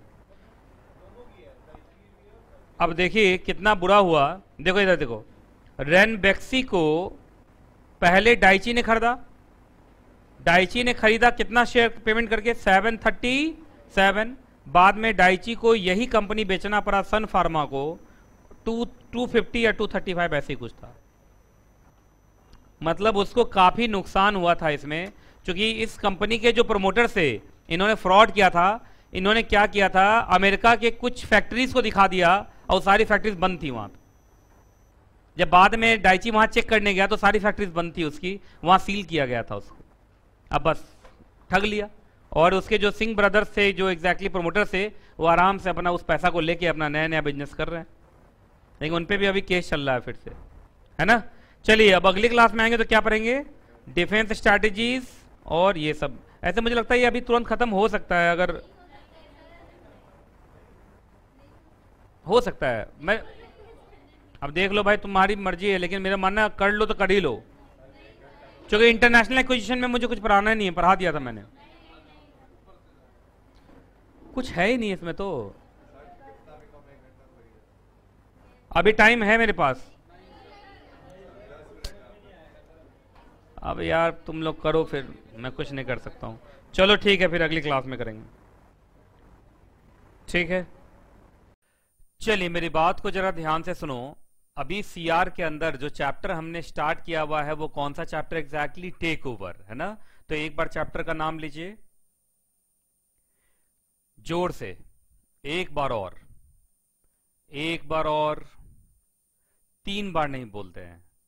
तो चलिए, टेक ओवर चैप्टर अगर आपको याद हो तो मैंने बताया था ये बहुत ही लेंदी चैप्टर था और लगभग 1 महीने की क्लासेस इसके ऊपर हुई हैं, है ना। और आज बड़ा सुनहरा पल है, आज इस चैप्टर की लास्ट क्लास है ना। तो चलिए शुरू करते हैं इस चैप्टर को आज खत्म करना, मतलब शुरू करते हैं इस चैप्टर को आज खत्म करना। अगर आपको याद हो तो इस चैप्टर के अंदर चार्ट भी बहुत सारे बने। जो सबसे पहला चार्ट था वो क्या था एग्जैक्टली, चैप्टर 2 का आप जानते हैं चैप्टर 2 पार्ट में डिवाइडेड है। ऐसे देखा जाए तो 3 पार्ट में, पहला पार्ट तो इंट्रोडक्शन एंड टाइप्स का था, दूसरा take over of unlisted company, और take over of unlisted company के ऊपर section 235, 236, 238 and company CAA rules 2016 ये लगता है। और अगर कंपनी लिस्टेड है उसका टेक ओवर हो रहा है तो लगता है SEBI SAST regulation read with SEBI LODR regulation, है ना। तो इसमें से भी जो सेबी सैस्ट रेगुलेशन है, जिसको हम सेबी टेक ओवर कोड भी कहते हैं, वो बहुत ही ज्यादा लेंदी था और उसको खत्म करने में हमें बहुत टाइम लगा। अगर आपको याद हो, ऐसे तो बहुत सारे चार्ट इस चैप्टर के अंदर थे, लेकिन सेबी सैस्ट रेगुलेशन सबसे बड़ा था। अगर आपको याद हो, सेबी सैस्ट रेगुलेशन को हमने बहुत पार्ट में डिवाइड करके पढ़ा था, जिसमें आपका पहला पार्ट जो था एग्जैक्टली वो डेफिनेशन का था, वो हम कर चुके हैं। डिस्क्लोजर रिक्वायरमेंट रेगुलेशन 29, 28, 29, 30, 31 वो हम कर चुके हैं। ट्रिगर पॉइंट जो सबसे इंपॉर्टेंट होता है, जिसकी वजह से ओपन ऑफर लाना पड़ता है through public announcement, DPS, regulation 3, sub regulation 1, regulation 3, sub regulation 2, regulation 4 and regulation 5। उसके बाद बहुत बार ट्रिगर पॉइंट होने के बावजूद हम बहुत बार एग्जेम्पशन में फॉल कर जाते हैं, जिसकी वजह से हम ट्रिगर पॉइंट दबने के बावजूद भी हमें ओपन ऑफर लाने की जरूरत नहीं होती है। लेकिन मान लीजिए ट्रिगर पॉइंट में आप फॉल कर गए और आप एग्जेम्पशन में फॉल नहीं किए तो ओपन ऑफर लाना पड़ता है। ओपन ऑफर का जो पूरा प्रोसीजर है वो है रेगुलेशन 12 to 23 एंड अगेन 24 से 27। तो देखा जाए तो 12 से 27 तक के जो रेगुलेशन होते हैं, that gives the procedure for open offer. ये सब हमारा कंप्लीट हो चुका है। केस स्टडीज में हमने एक रेनबेक्सी और डाइची का केस पढ़ा था। आज से जो हमें स्टार्ट करना वो है defence strategies and cross border और इंटरनेशनल एक्विजिशंस, है ना। तो आपको याद हो तो डेफिनेशन पढ़ चुके, डिस्क्लोजर रिक्वायरमेंट पढ़ चुके, ये चारों एक बार trigger point, open offer, public announcement, DPS, इन सब के बारे में था वो पढ़ चुके। केस स्टडीज भी पढ़ चुके हम। तो आज हमें क्या पढ़ना है exactly, defence strategies and cross border take over, यहां से पढ़ना। तो डिफेंस स्ट्रैटेजीज शुरू करते हैं पढ़ना, डिफेंस स्ट्रैटेजीज से पढ़ना है ना। तो आज ये चैप्टर बहुत जल्दी खत्म हो जाएगा, क्योंकि ये चैप्टर पिछली क्लास में ही खत्म हो जाना था, वो तो बच्चों की जिद के वजह से मैंने छोड़ दिया था और ये क्लास एडिशनल हो गया आज।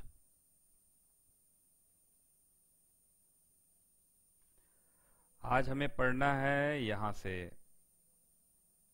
ये देखिए यहीं से पढ़ना ना, डिफेंस स्ट्रैटेजीज। जरा देखो जल्दी बताओ, डिफेंस स्ट्रैटेजीज कितने हैं सब मिला के, कितने डिफेंस स्ट्रैटेजीज हैं जल्दी से बताओ।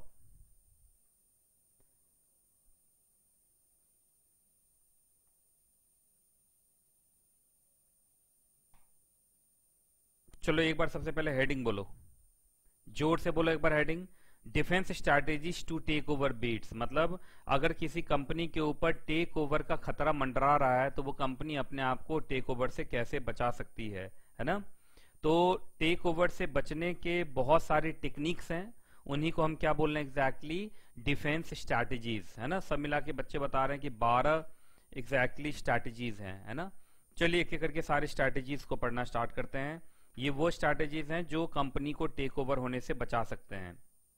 चलिए सबसे पहला है क्रॉन जोएल स्ट्रैटेजी। एक काम करो, इससे पहले कि मैं आपको पढ़ाऊं एक बार इसको जल्दी से पढ़िए आप, कि क्रॉन जोएल स्ट्रैटेजी में क्या होता है जल्दी से। देखिए क्रॉन जोएल का मतलब होता है कि किसी भी पर्सन का सबसे अट्रैक्टिव वाला पार्ट, है ना, उसको बोलते हैं क्रॉन। जिसके क्रॉन का मतलब क्या हुआ, जो ताज, ताज का मतलब जिस वजह से आप राजा या रानी एग्जैक्टली बने हुए हैं, है ना। तो अट्रैक्शन जिस चीज से आ रहा है उसी को क्रॉन बोलते हैं। और कंपनीज के रेस्पेक्ट में अगर हम देखें तो क्या हो सकते हैं उसके क्रॉन? उसके क्रॉन हो सकते हैं एग्जैक्टली आपके अट्रैक्टिव प्रॉपर्टीज हो सकती हैं, उसके कुछ असेट्स हो सकते हैं, उससे कुछ प्रोडक्ट्स हो सकते हैं।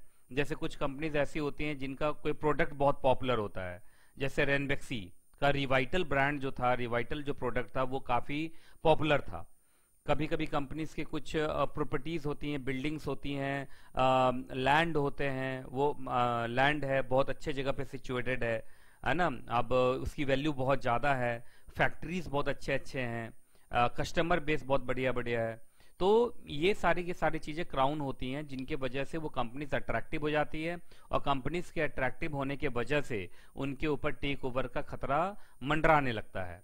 तो कंपनीज कभी कभी क्या करती हैं, उनको लगता है कि ना रहेगा बांस न बजेगी बांसुरी, इस अट्रैक्टिव प्रॉपर्टीज की वजह से हम पर टेक ओवर का खतरा मंडरा रहा है, इस अट्रैक्टिव प्रॉपर्टीज को ही हम बेच देते हैं या हटा देते हैं, है ना। अब देखिए किसी राजा के सिर से अगर क्राउन हटा लिया जाए तो फिर वो तो आम आदमी बन जाता है। अब आम आदमी बनते ही आप लोग उनसे थोड़ी मिलना चाहेंगे, लोग उनसे थोड़ी जान पहचान बढ़ाना चाहेंगे। तो उसी ढंग से कंपनीज के साथ भी होता है। तो खैर ये कंपनी के खुद के लिए अच्छा नहीं है। कंपनी अगर अपने अट्रैक्टिव चीजों को बेच रही है या अपने से अट्रैक्शन को दूर कर रही है तो कंपनी का खुद का भी नुकसान हो सकता है, लेकिन वो कंपनी का अपना पर्सनल डिसीजन होता है कि उसको क्राउन रखना है या अपना टेक ओवर करवाना है। अब कंपनी को उसमें जो अच्छा लगे, है ना। तो कंपनीज क्या करती हैं, अपने जो अट्रैक्टिव प्रॉपर्टीज हैं उसको बेच देती हैं। खैर इंडिया के अंदर अपने अट्रैक्टिव प्रॉपर्टीज, अट्रैक्टिव मतलब मेजर प्रॉपर्टीज जो मटेरियल प्रॉपर्टीज हैं, मटेरियल प्रॉपर्टीज को, मटेरियल एसेट्स को बेचना उतना आसान नहीं है। क्योंकि आप लोग को मालूम होगा कंपनीज एक्ट के अंदर एक सेक्शन है, सेक्शन 180, जो बोलता है कि कभी भी आप अपने मटेरियल एसेट्स को बेचेंगे तो उसको बेचना उतना आसान नहीं होगा, आपको शेयर होल्डर का अप्रूवल लेना पड़ता है, वो भी by passing the special resolution. बहुत बार ऑर्डिनरी रेजोल्यूशन, बहुत बार स्पेशल रेजोल्यूशन होता है, तो आसान नहीं है। कर सकते हैं, इंडिया में भी कर सकते हैं, पर उतना आसान नहीं है। तो ये था क्राउन ज्वेल स्ट्रैटेजी, जिसमें कंपनी अपने अट्रैक्टिव प्रॉपर्टीज को बेच देती है, जिसके बाद वो कंपनी क्या हो जाती है, अनअट्रैक्टिव, और फिर उसको कोई टेक ओवर करना नहीं चाहता है। तो ये था पहला एग्जैक्टली। उसके बाद दूसरा, the Pac-Man defence. Pac-Man defence के अंदर क्या होता है, सो देखो, पैकमैन का मतलब अगर आपके ऊपर कोई अटैक कर रहा है तो आप भी उसके ऊपर अटैक कर दीजिए, अटैक के बदले अटैक, अटैक के बदले अटैक। अब लेकिन ये तो तभी पॉसिबल है जब जो कंपनी का टेक ओवर हो रहा है वो कंपनी भी मजबूत हो, है ना। क्योंकि अगर कभी भी मानिए अक्वायरर जो है, अक्वायरर बहुत मजबूत है और टारगेट कंपनी बहुत छोटी है, तब तो नहीं हो पाएगा। लेकिन अगर टारगेट कंपनी भी बराबरी की है या टारगेट कंपनी उल्टा ज्यादा मजबूत है, तब पैकमैन डिफेंस काम कर सकता है। कहते हैं ना, पहलवान से लड़ने के लिए पहले पहलवान बनना पड़ता है। तो अगर टारगेट कंपनी इज ऑल्सो पहलवान और अक्वायरर तो पहलवान है ही, चूंकि उसको अक्वायर करने आया है, तो दोनों एक दूसरे के ऊपर अटैक कर देते हैं, जिस वजह से रिवर्स अटैक के डर से कभी कभी उधर से अटैक होना स्टार्ट हो जाए तो अक्वायरर फिर उस कंपनी को टेक ओवर करने का अपना इरादा छोड़ के भाग जाता है। तो देखिए इसमें क्या है, टारगेट कंपनी क्या करने लगती है, अक्वायरर कंपनी का टेक ओवर करना स्टार्ट कर देती है। मतलब टेक ओवर का मतलब अक्वायरर परचेज कर रहा है टारगेट कंपनी के shares in order to take over, और उल्टा टारगेट कंपनी स्टार्ट कर देती है अक्वायरर के शेयर्स को परचेज करना, है ना। अब जिसकी वजह से अक्वायरर को खुद ही डर लगने लगता है कि कहीं ऐसा ना हो कि वही मेरा टेक ओवर कर ले, तो वो इस डील से बाहर हो जाता है, वो मैदान छोड़ के भाग जाता है। पर ये पॉसिबल तभी है जब टारगेट कंपनी के पास भी अच्छे पैसे हों, तभी। तो ये था पैकमैन डिफेंस। उसके बाद नंबर थर्ड आपको बहुत पहले बता चुका हूं, बायबैक।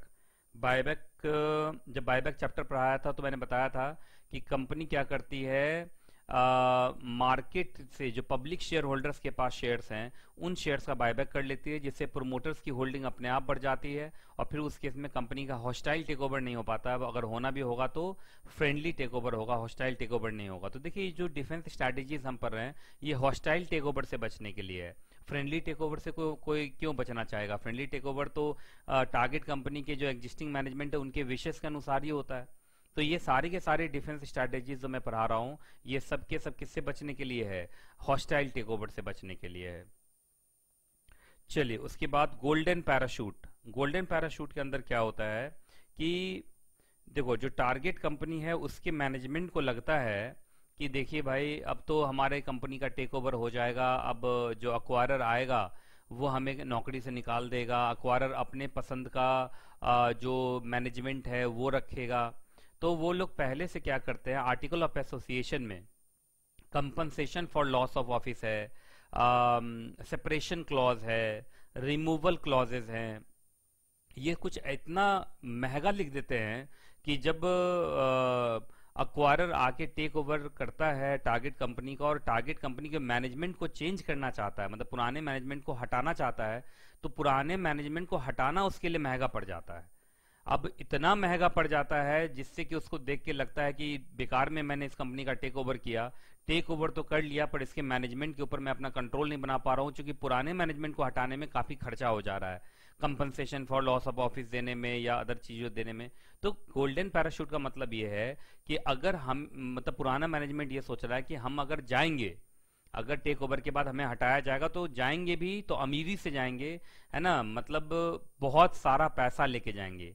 तो देखो पैराशूट का मतलब एक तो हवा में जाएंगे, हवा का मतलब बहुत पैसा लेके जाएंगे, और गोल्डन पैराशूट, गोल्डन पैराशूट का मतलब उस पैराशूट में पैसा पूरा भरा रहेगा। इन टोटल ये compensation for loss of office के बारे में बात कर रहे हैं, कंपनसेशन इतना ज्यादा ये लिख देते हैं जिससे कि जो नया अक्वायरर जो नया मैनेजमेंट में आना चाह रहा है उसके लिए पुराने मैनेजमेंट को हटाना बहुत मुश्किल हो जाता है। और बहुत बार ये क्लॉज देख के आर्टिकल ऑफ एसोसिएशन में वो उस कंपनी का टेक ओवर करने का इरादा छोड़ देते हैं। उनको ऐसा लगता है कि अगर हमने टेक ओवर कर भी लिया तो हम मैनेजमेंट को चेंज नहीं कर पाएंगे, क्योंकि इस मैनेजमेंट को चेंज करना हमारे लिए काफी महंगा पड़ जाएगा, है ना। तो ये एग्जैक्टली ऐसा वो करते हैं।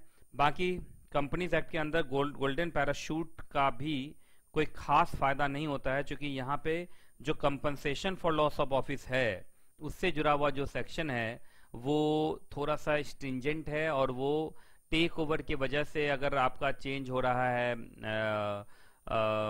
मैनेजमेंट तो उस केस में बहुत ज्यादा कंपनसेशन देने की बात करता ही नहीं है। तो भारत में थोड़ा सा मुश्किल है, लेकिन और देशों में ये गोल्डन पैराशूट वाला जो स्ट्रैटेजी है वो काम कर सकता है।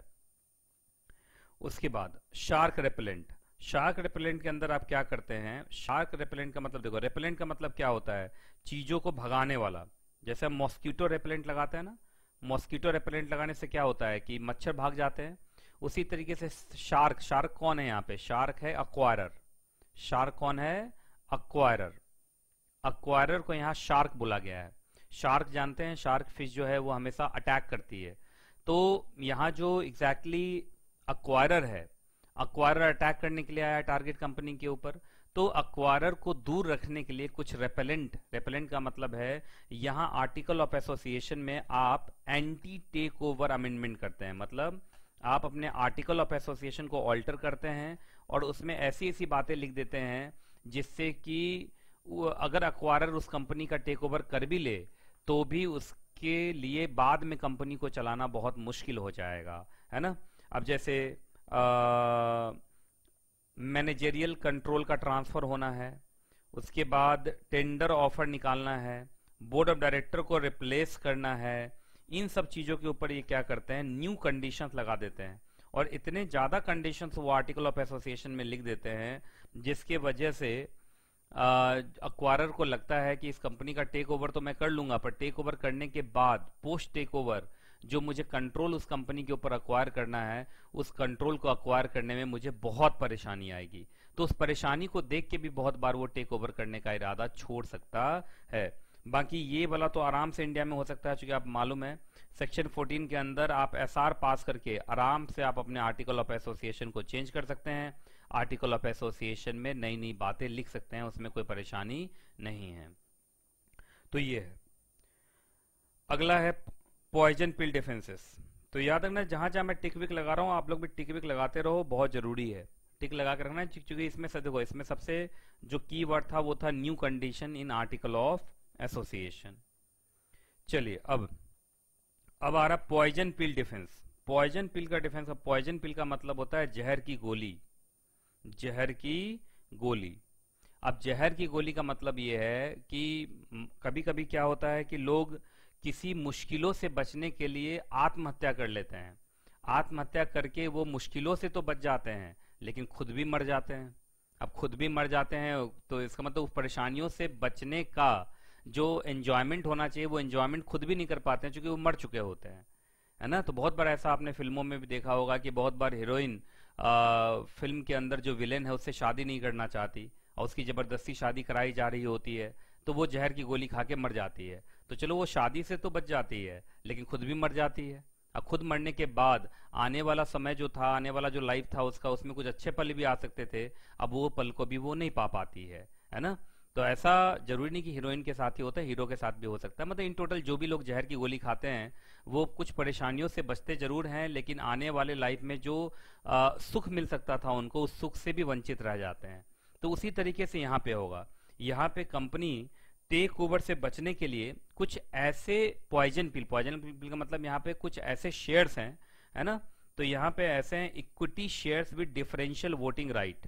ये कुछ ऐसे equity share with differential voting right issue कर देते हैं जिससे वो उस समय टेम्परली वो किससे बच जाते हैं, टेक ओवर से बच जाते हैं। लेकिन इस equity share with differential voting right को आगे कंपनी के अंदर कंटिन्यू करना, चलाना उनके लिए बहुत मुश्किल हो जाता है। जैसे फॉर एग्जांपल मालूम चला इन्होंने कोई ऐसा शेयर, देखो यहाँ कोई ऐसा शेयर इन्होंने इशू कर दिया अपने प्रोमोटर को। शेयर किसको इशू कर दिया? अपने प्रोमोटर को, जिसमें एक share is equal to 1 lakh voting right.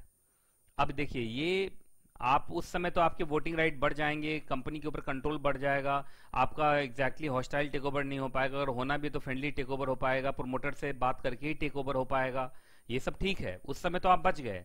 लेकिन अब जब मालूम चला अक्वायरर छोड़ के चला गया कंपनी को, उसने टेक ओवर नहीं किया, लेकिन उसके बाद भी कंपनी में एनुअल जनरल मीटिंग होगा, ईजीएम होगा, उसमें वोटिंग करते समय ये जो डीवीआर वाले शेयर्स हैं, और ये बड़े स्पेशल डीवीआर वाले शेयर्स हैं, अब इनका इस्तेमाल बहुत मुश्किल हो जाएगा। मतलब आपके लिए खुद कंपनी को चलाना, डेमोक्रेटिक तरीके से कंपनी को चलाना बहुत मुश्किल हो जाएगा। तो आप बच तो जाएंगे टेक ओवर से, लेकिन ऐसे शेयर्स जिसको पॉइजन पिल नाम दिया गया है, ऐसे शेयर्स को कंपनी में कंटिन्यू करना आपके लिए क्या हो जाएगा? मुश्किल हो जाएगा। कंपनी को डेमोक्रेटिकली चलाना बहुत मुश्किल हो जाएगा।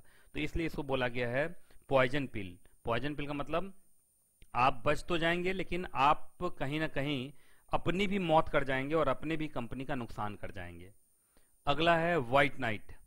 व्हाइट नाइट का मतलब वो लोग हैं, वो कंपनी है जो एग्जैक्टली टारगेट कंपनी को टेक ओवर से बचाने के लिए आती है।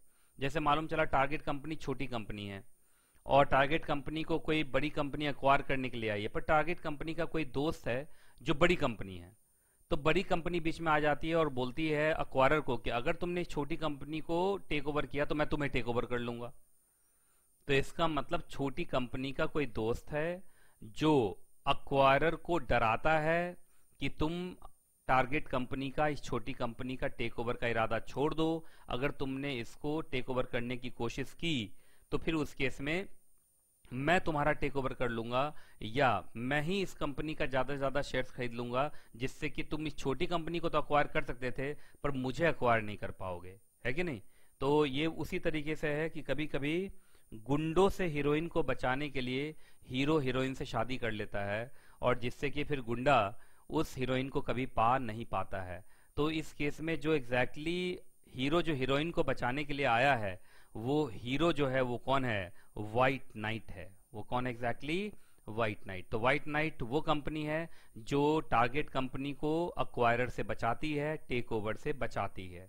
ठीक है, चलिए। तो बहुत बार क्या होगा, जो व्हाइट नाइट होगा वही टारगेट कंपनी को खरीद लेगा, और जिससे कि वो टारगेट कंपनी व्हाइट नाइट की कंपनी हो जाएगी, और व्हाइट नाइट चूंकि बड़ी कंपनी है, अब उस बड़ी कंपनी को अक्वायर कुछ कर नहीं पाएगा। अब आइए किलर बीज। किलर बीज का मतलब, ऐसे तो ये बीज हैं, मधुमक्खी हैं, छोटे छोटे मधुमक्खी हैं, लेकिन ये सब के सब एक साथ मिलकर अगर किसी को काट लें तो उनका छोटा छोटा जहर भी बहुत बड़ा जहर बन जाता है और सामने वाले की मौत हो सकती है। तो यहाँ पर क्या है कि किलर बीज के अंदर जो जनरली इन्वेस्टमेंट बैंकर्स हैं, इंडिविजुअल्स हैं, फर्म्स हैं, अकाउंटेंट्स हैं, अटॉर्नीज हैं, टैक्स स्पेशलिस्ट हैं, ये सारे के सारे जो लोग हैं, इनको टारगेट कंपनी यूज करती है अक्वायरर को परेशान करने के लिए। मतलब इन सबों को लगा दिया जी, छोटे छोटे हैं लेकिन ये बड़े बड़े जख्म देने वाले लोग हैं, है ना। जैसे जो टैक्स से जुड़े हुए स्पेशलिस्ट हैं उनको बुला लिया, एडवोकेट्स को बुला लिया, अकाउंटेंट्स को बुला लिया, बैंकर्स को बुला लिया, इन सबको बोला कि तुम मुझे बचाओ, और या मुझे बचाने के लिए या तो मेरे अंदर चेंजेस लाओ या तुम अक्वायरर को परेशान करो। अब अक्वायरर बहुत बार इन सबों से इतना ज्यादा परेशान हो जाता है कि वो टारगेट कंपनी को टेक ओवर करने का इरादा वो छोड़ देता है। उसकी ये था किलर बीस, मतलब छोटे छोटे हैं लेकिन ये दुख काफी देने वाले हैं। उसके बाद अगला कौन है, bank mail peels. Bank mail peels के अंदर क्या होता है, मतलब बैंक का एक ऐसा मेल जो एक तरीके से जहर की गोली बन जाएगा, किसके लिए, अक्वायरर के लिए। जैसे इसमें क्या होता है, सो देखो, जो टारगेट कंपनी है उसका बैंक, किसका बैंक, टारगेट कंपनी का बैंक अक्वायरर को एक लेटर भेजता है कि देखो तुम इस कंपनी को अक्वायर कर रहे हो, है ना, तुमको अक्वायर करने के बाद तुम इस कंपनी के मालिक हो जाओगे, लेकिन मेरे पुराने मतलब इस कंपनी के जो पुराने मैनेजमेंट के लोग थे उनके साथ हमारे टर्म्स अच्छे थे, तो हम उनको लोन वोन देते थे, लेकिन अगर तुमने इनका टेक ओवर कर लिया तो फिर हम तुम्हें कोई लोन वोन नहीं देंगे। तो अक्वायरर को ऐसा लगता है कि इस कंपनी को अक्वायर तो कर लेंगे पर इस कंपनी को चलाने के लिए बाद में बैंक से हमें कोई भी हेल्प नहीं मिलेगा, जिस वजह से वो कभी कभी टारगेट कंपनी को टेक ओवर करने का इरादा वो छोड़ देते हैं। फॉर एग्जांपल जैसे मान लीजिए आज टाटा जो कंपनीज हैं, टाटा की जो कंपनीज हैं उसके अंदर रतन टाटा का एक बहुत बड़ा गुडविल है। रतन टाटा को देख के भी बहुत सारे बैंक क्या करते हैं, एग्जैक्टली लोन दे देते हैं। लेकिन मान लीजिए किसी टाटा की कंपनी का टेक ओवर होता है और रतन टाटा वहां से हटा दिए जाते हैं, तो हो सकता है कि बहुत सारे बैंक अब उस कंपनी को लोन न दें, क्योंकि वो उस कंपनी को लोन इस वजह से दे रहे थे क्योंकि वहां पर रतन टाटा थे। अब रतन टाटा को ही हटा दिया जाएगा, अब टाटा ग्रुप की वो कंपनी नहीं रह जाएगी टेक ओवर के बाद, तो हो सकता है बहुत सारे बैंक उस कंपनी को लोन देने से मना कर दें, तो अक्वायरर को बाद में उस कंपनी को चलाना बहुत मुश्किल हो जाएगा, जिस वजह से हो सकता है कि वो उस कंपनी का टेक ओवर करने का इरादा छोड़ दे। अगला सुपर मेजॉरिटी अमेंडमेंट्स। अब इसके अंदर क्या होता है, जैसे आप सब जानते हैं कि कॉन्स्टिट्यूशन है, जैसे अब देखिए जैसे नॉर्मल लॉज होते हैं उनका अमेंडमेंट करना पार्लियामेंट से थोड़ा आसान होता है, लेकिन कॉन्स्टिट्यूशन के अंदर चेंज करना है ना वो थोड़ा सा मुश्किल होता है, क्योंकि नॉर्मल लॉ को अमेंड करने के लिए लोकसभा राज्यसभा से मान लीजिए सिंपल मेजॉरिटी से काम चल जाएगा, लेकिन कॉन्स्टिट्यूशनल अमेंडमेंट करने के लिए हो सकता है स्पेशल मेजॉरिटी की जरूरत हो। तो उसी तरीके से ये लोग क्या करते हैं कि बहुत बार ऐसे कहते हैं कि नहीं मोर देन 50% से नहीं होगा, 2/3 वोट, कितने 2/3 का मतलब लगभग 67% या 90% या बहुत बार 100% तक भी ले जाने की कोशिश करते हैं। तो ये कुछ इस तरीके से अपने आर्टिकल ऑफ एसोसिएशन में लिख देते हैं कि कभी भी कंपनी में अगर कंट्रोल चेंज हुआ तो उस केस में कंट्रोल चेंज करने के लिए आपको नॉर्मल रेजोल्यूशन से काम नहीं चलेगा, ये 2/3 वाला रेजोल्यूशन चाहिए या 90% वाला रेजोल्यूशन चाहिए या यूनानिमस रेजोल्यूशन चाहिए, जिसके वजह से अक्वायरर को या तो पूरा 100% शेयर अक्वायर करना पड़ेगा या 90% शेयर अक्वायर करना पड़ेगा, मतलब उसके लिए कंपनी का कंट्रोल चेंज करना थोड़ा सा मुश्किल हो जाएगा। तो ऐसा भी लोग करते हैं बहुत बार। उसके बाद ऑथराइजेशन ऑफ प्रेफर्ड स्टॉक। अब देखो इसमें वही है कि बहुत बार कंपनीज क्या करती हैं, कंपनी को ऐसा लग रहा है कि देखो भाई हम तो छोटी कंपनी है, हमें तो कोई भी टेक ओवर कर लेगा, है ना, तो उस केस में कंपनी क्या करती है, ज्यादा से ज्यादा शेयर्स किसी ऐसे कंपनी को बेचने लगती है जो कंपनी उसकी फ्रेंड कंपनी है। अब उसकी फ्रेंड कंपनी है, उसको मालूम है कि अगर इनको मैं ज्यादा ज्यादा शेयर्स बेच दूं, एक तो कंपनी में पैसा भी आ जाएगा, दूसरा हमारा शेयर्स किसी ऐसे कंपनी के हाथ में होगा जो कभी हमारा टेक ओवर करना नहीं चाहेंगे, हमें परेशान करना नहीं चाहेंगे। तो ये क्या करते हैं, board of director of target company क्या करते हैं, देखो new class of security with special voting right issue करेंगे और ऐसे लोगों को देंगे वो जो फ्रेंडली पार्टी हैं। तो जिससे क्या होगा कि किसी भी टारगेट कंपनी का शेयर्स, देखिए जैसे मान लीजिए ऐसे है, एक टारगेट कंपनी है, एक है टारगेट कंपनी। अब टारगेट कंपनी के अंदर मान लीजिए 100 शेयर्स हैं। अब 100 शेयर में से जो कंपनी के प्रोमोटर्स हैं उनके पास 40 शेयर्स हैं और पब्लिक के पास 60 शेयर्स हैं। अब 60 शेयर्स को तो कोई भी खरीद के इसका टेक ओवर कर लेगा। तो अब टारगेट कंपनी क्या करती है, अपने कैपिटल को बढ़ाती है। जैसे इन्होंने 50 शेयर्स और इशू किया, और लेकिन 50 इशू किया अपने फ्रेंड को, और फ्रेंड वो है जो इनके कंट्रोल में है। तो देखिए अब सब मिला के हो गया 150, तो प्रोमोटर देगा नहीं, फ्रेंड के पास 50 शेयर चले गए, वो एक्वायरर को देगा नहीं, तो 50 और 40 90, तो 150 का मेजॉरिटी, 150 का मेजॉरिटी कितना होता है एग्जैक्टली आपका 75। लेकिन देखिए पब्लिक के पास अब जो शेयर्स बचे हैं वो कितने बचे हैं, सिर्फ 60। तो अगर कोई पब्लिक का शेयर खरीद भी लेगा तो भी इस कंपनी का टेक ओवर नहीं हो पाएगा, क्योंकि टेक ओवर होने के लिए कम से कम कितना परसेंट शेयर उसको लेना था, 75। तो बहुत बार कंपनी क्या करती है कि अपने फ्रेंड को कुछ वो शेयर्स इशू कर देते हैं, जिससे कंपनी में थोड़ा पैसा भी आ जाता है, थोड़ा कैपिटल भी बढ़ गया, थोड़ा पैसा भी आ गया, थोड़ा कंपनी मजबूत भी हो गई, और ऐसे लोगों को शेयर बेचा गया जो अक्वायरर के साथ कभी भी नहीं जाएंगे और अक्वायरर को अपना शेयर वो नहीं देंगे, जिससे कंपनी का कभी भी टेक ओवर नहीं होगा। तो ये था ऑथराइजेशन ऑफ प्रेफर्ड स्टॉक।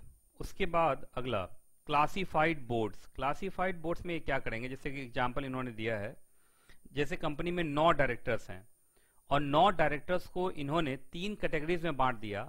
जैसे 9 डायरेक्टर्स हैं और 9 डायरेक्टर्स को इस तरीके से इन्होंने अपॉइंटमेंट दिखाया कि फर्स्ट एजीएम में सिर्फ 3 डायरेक्टर रिटायर करेंगे, सेकेंड एजीएम में फिर 3 डायरेक्टर रिटायर करेंगे, थर्ड एजीएम में फिर 3 डायरेक्टर आपका रिटायर करेंगे। इसका मतलब 9 के 9 डायरेक्टर को रिटायर होने में 3 साल लग जाएंगे।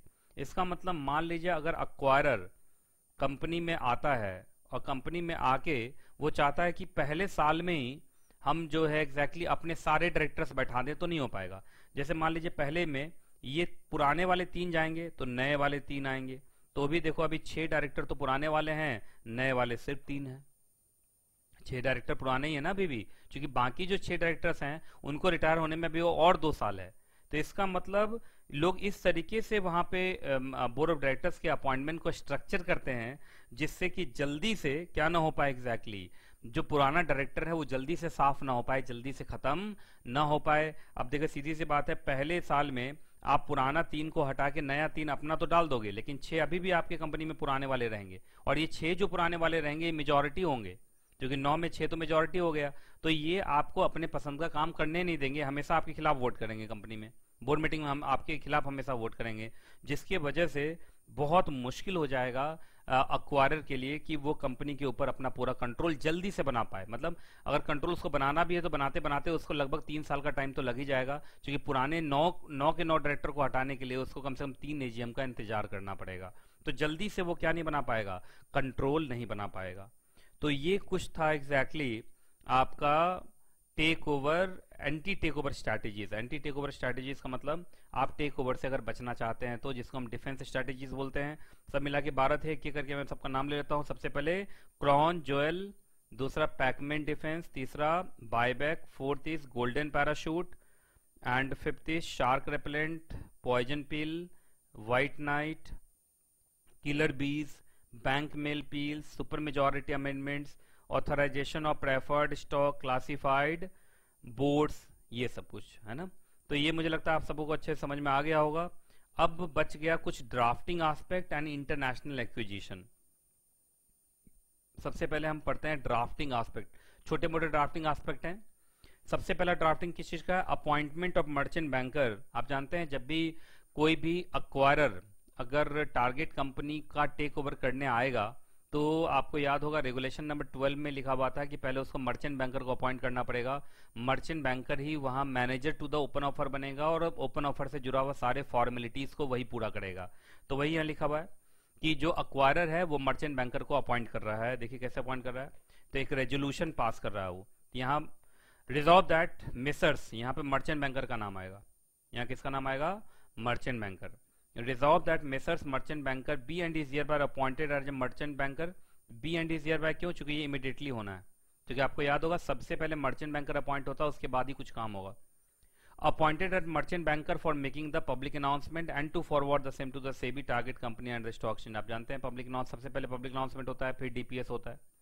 Resolve further that the terms and condition of its appointment shall be such as decided by the board of directors in its meeting। मतलब ये तो पक्का हो गया कि बोर्ड मर्चेंट बैंकर अपॉइंट होगा। अब मर्चेंट बैंकर का क्या फीस होगा, क्या सैलरी होगा, ये सारा का सारा कहाँ तय होगा, बोर्ड मीटिंग में तय होगा।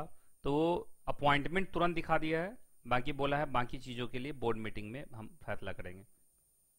आगे opening of an escrow account. आपको ये भी मालूम होगा कि डीपीएस से 2 दिन पहले तक एस्क्रो अकाउंट में पैसा चले जाना चाहिए। अब एस्क्रो कितना होगा वो डिपेंड करता है कि नॉर्मल ओपन ऑफर है या कंडीशनल ऑफर है ना, ये सब हम लोग अच्छे से डिटेल में पढ़ चुके हैं।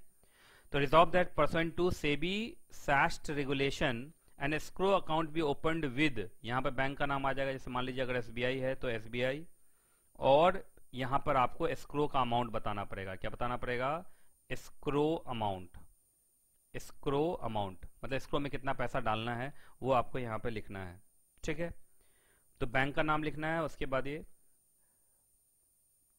उसके बाद यहाँ पे लिखा हुआ आपको याद होगा कि कंपनी जो अक्वायरर होता है वो एस्क्रो में पैसा जरूर डालता है, पर उस पैसा को निकाल कौन पाता है? Only the merchant banker. तो ये एस्क्रो अकाउंट खोलते वक्त ही ये लिख देना पड़ता है कि हम मर्चेंट बैंकर को पावर देते हैं कि जब ओपन ऑफर की सारी फॉर्मेलिटीज पूरी हो जाएंगी तो वो इसमें से पैसा निकाल सकता है। तो रिजॉल्व फॉर दैट मेसर्स, यहाँ पे मर्चेंट बैंकर का नाम आएगा।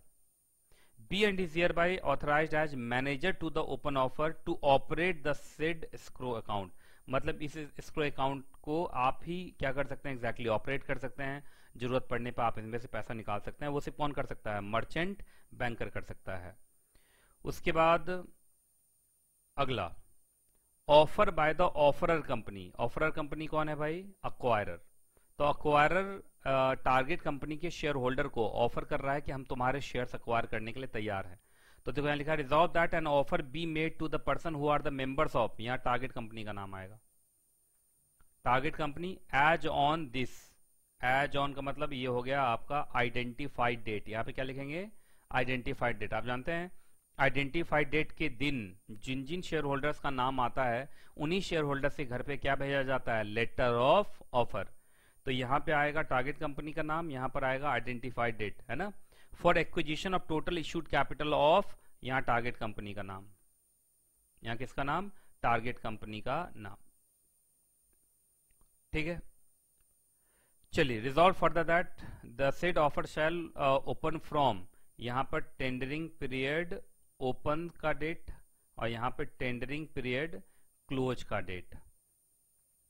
Tendering period open date, tendering period close date, ये आपको यहाँ पर लिखना है। और यहाँ पे आपको लिखना है ऑफर प्राइस, यहाँ पे क्या लिखना है? Offer price. तो ये सब कुछ एग्जैक्टली रेजोल्यूशन में लिखा जा रहा है।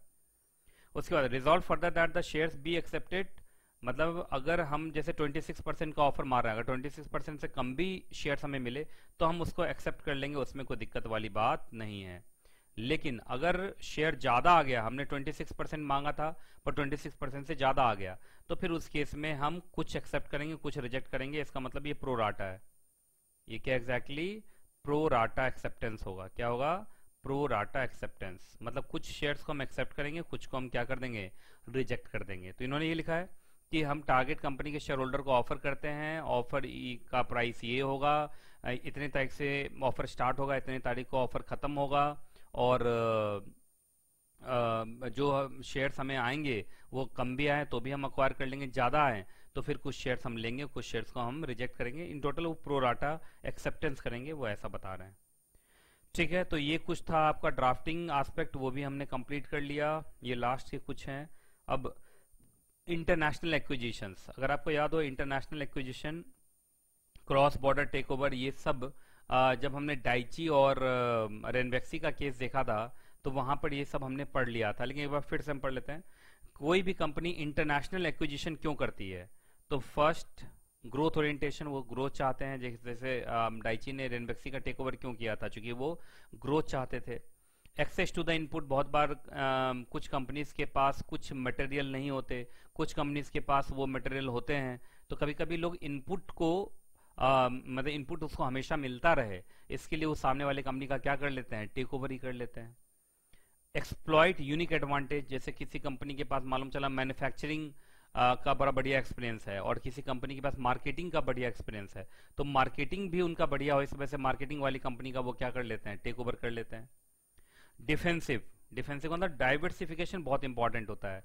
अब जैसे आजकल देखा होगा, हम बहुत सारी कंपनी, जैसे भारतीय है तो भारतीय एयरटेल है, टेलीकम्युनिकेशन बिजनेस उनका मेन है, लेकिन वो थोड़ा इंश्योरेंस में भी घुसे रहते हैं एक्से के साथ।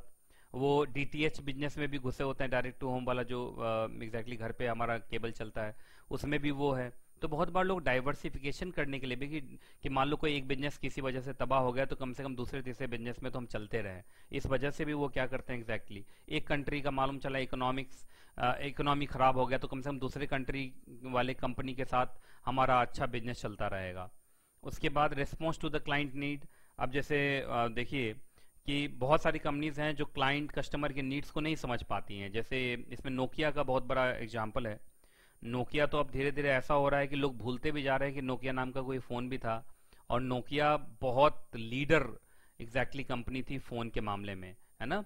लेकिन उसने कस्टमर के नीड्स को नहीं समझा। कस्टमर चाहते थे एंड्रॉयड, तो सैमसंग ने एंड्रॉयड को समझ लिया और कंपनीज ने एंड्रॉयड को समझ लिया, और एंड्रॉयड के साथ उन्होंने जॉइंट वेंचर करके वो अपना फोन लाया, उनका फोन हिट हो गया। लेकिन वो नहीं ला पाया, नोकिया एंड्रॉयड के साथ नहीं कर पाया, और शुरुआत में उन्होंने एंड्रॉयड के साथ उन्होंने अपना जॉइंट वेंचर नहीं किया, जिस वजह से आज उनकी हालत बिगड़ गई। आज नोकिया खत्म हो चुका है। तो उसी तरीके से बहुत सारी कंपनीज टेक्नोलॉजी में पीछे होती हैं, तो उनको लगता है कि भाई हम टेक्नोलॉजी अब हम खुद तो नहीं बना सकते, तो किसी टेक्नोलॉजी वाली कंपनी का टेक ओवर कर लो, जिससे कि हमारे कस्टमर को हमारी भी सर्विसेज मिले और टेक्नोलॉजी की भी प्रॉपर सर्विसेज मिले, है ना। उसके बाद cross border take over. Cross border take over आज के दुनिया में काफी देखिए ग्लोबलाइजेशन बढ़ा है। तो पहले क्या होता था, विद इन द बॉर्डर्स लोग एक दूसरे का टेक ओवर करते थे, लेकिन ग्लोबलाइजेशन की इस दौर में लोग अब इंटरनेशनल बिजनेस होने लगा है। ग्लोबलाइजेशन का मतलब ये होता है कि बिजनेस के लिए कोई भी हमारा एरिया नहीं है, बिजनेस के लिए हमारा कोई भी बॉर्डर नहीं है, पूरा वर्ल्ड ही एक बिजनेस के लिए जगह है।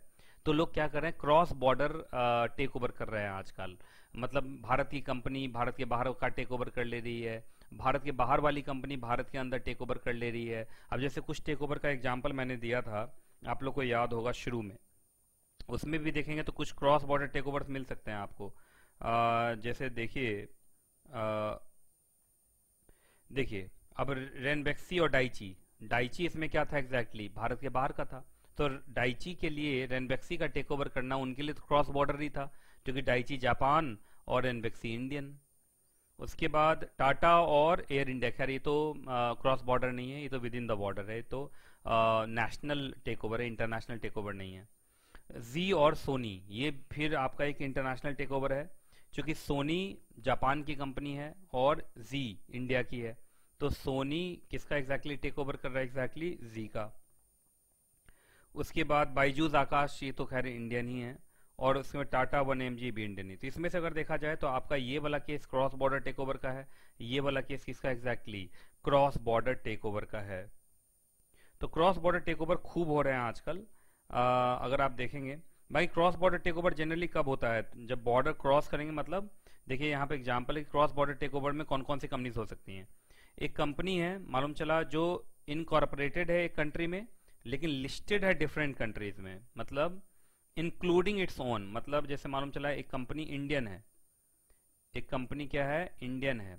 ये पहले वाले का एग्जांपल लिख रहा हूं। एक कंपनी इंडियन है, तो ये इंडिया में भी लिस्टेड है, ये यूएसए में भी लिस्टेड है, ये जापान में भी लिस्टेड है। तो यही हो गया ना कि incorporated in India but listed in India also, USA also, Japan also. तो ये वाला केस हो गया। दूसरा, एक कंपनी इनकॉर्पोरेटेड है एक कंट्री में, लेकिन लिस्टेड है exclusively in a foreign country. मतलब इसका एग्जांपल मालूम चला एक कंपनी इंडियन है, मतलब इंडिया में इनकॉर्पोरेटेड है, पर वो लिस्टेड यूएसए में सीधा, मतलब इंडिया में वो लिस्टेड है ही नहीं, है ना। जैसे स्टेलाइट इंडस्ट्रीज लिमिटेड, आपको याद होगा अनिल अग्रवाल वेदांता ग्रुप जो है, वो स्टेलाइट इंडस्ट्रीज लिमिटेड इंडिया में लिस्ट नहीं हुई, इससे पहले जाके भारत के बाहर ही लिस्ट हो गई थी, जो वेदांता है। उसके बाद तीसरा, firm incorporated in one country and listed in more than one foreign country, है ना। तो इसका एग्जांपल मालूम चला कंपनी इंडियन है और ये इंडिया में लिस्टेड नहीं है, ये सीधा यूएसए में लिस्टेड है, या मालूम चला सीधा ये कहाँ लिस्टेड है, जापान में लिस्टेड है। तो ये इस तरीके से है ये सारे सिचुएशन। तो जिसको ये सारी की सारी कंपनीज को कह सकते हैं कि आप ये क्रॉस बॉर्डर टेक ओवर्स करते हुए नजर आते हैं, है ना। तो इसी के साथ ये चैप्टर हो गया खत्म। तो एक बार आप अपने लिए ताली बजाइए, क्योंकि इतने बड़े चैप्टर्स को आपने कंप्लीट कर लिया है। ये कम बड़ी बात नहीं है, लगभग 1 महीने से ज्यादा का टाइम इस चैप्टर को कंप्लीट करने में लग गया है हमारा, है ना। तो फाइनली टेक ओवर चैप्टर अब हमारा हुआ कंप्लीट, है ना। तो चलिए, अब टेक ओवर तो हो गया कंप्लीट, अब हो गया ब्रेक का टाइम। ब्रेक के बाद हम 1 बजे ही शुरू कर देंगे, या कोशिश करते हैं 12:45 में। 12:45 में ही हम EBCL स्टार्ट कर देते हैं, ठीक है। ज्यादा टाइम खराब करने से क्या फायदा। 12:45 में हम स्टार्ट करेंगे EBCL। EBCL में आज बहुत इंपॉर्टेंट चैप्टर होने वाला है, बेनामी ट्रांजैक्शन वाला, है ना। तो ये बहुत इंपॉर्टेंट है। तो 12:45 में आप सब वापस आ जाएंगे, और लिंक मैंने पहले भेज ही दिया है। जो बच्चे फेस टू फेस क्लास ले रहे हैं वो क्लास में बैठ के पढ़ लेंगे। तो 12:45 में मैं स्टार्ट कर दूंगा, ठीक है। चलिए,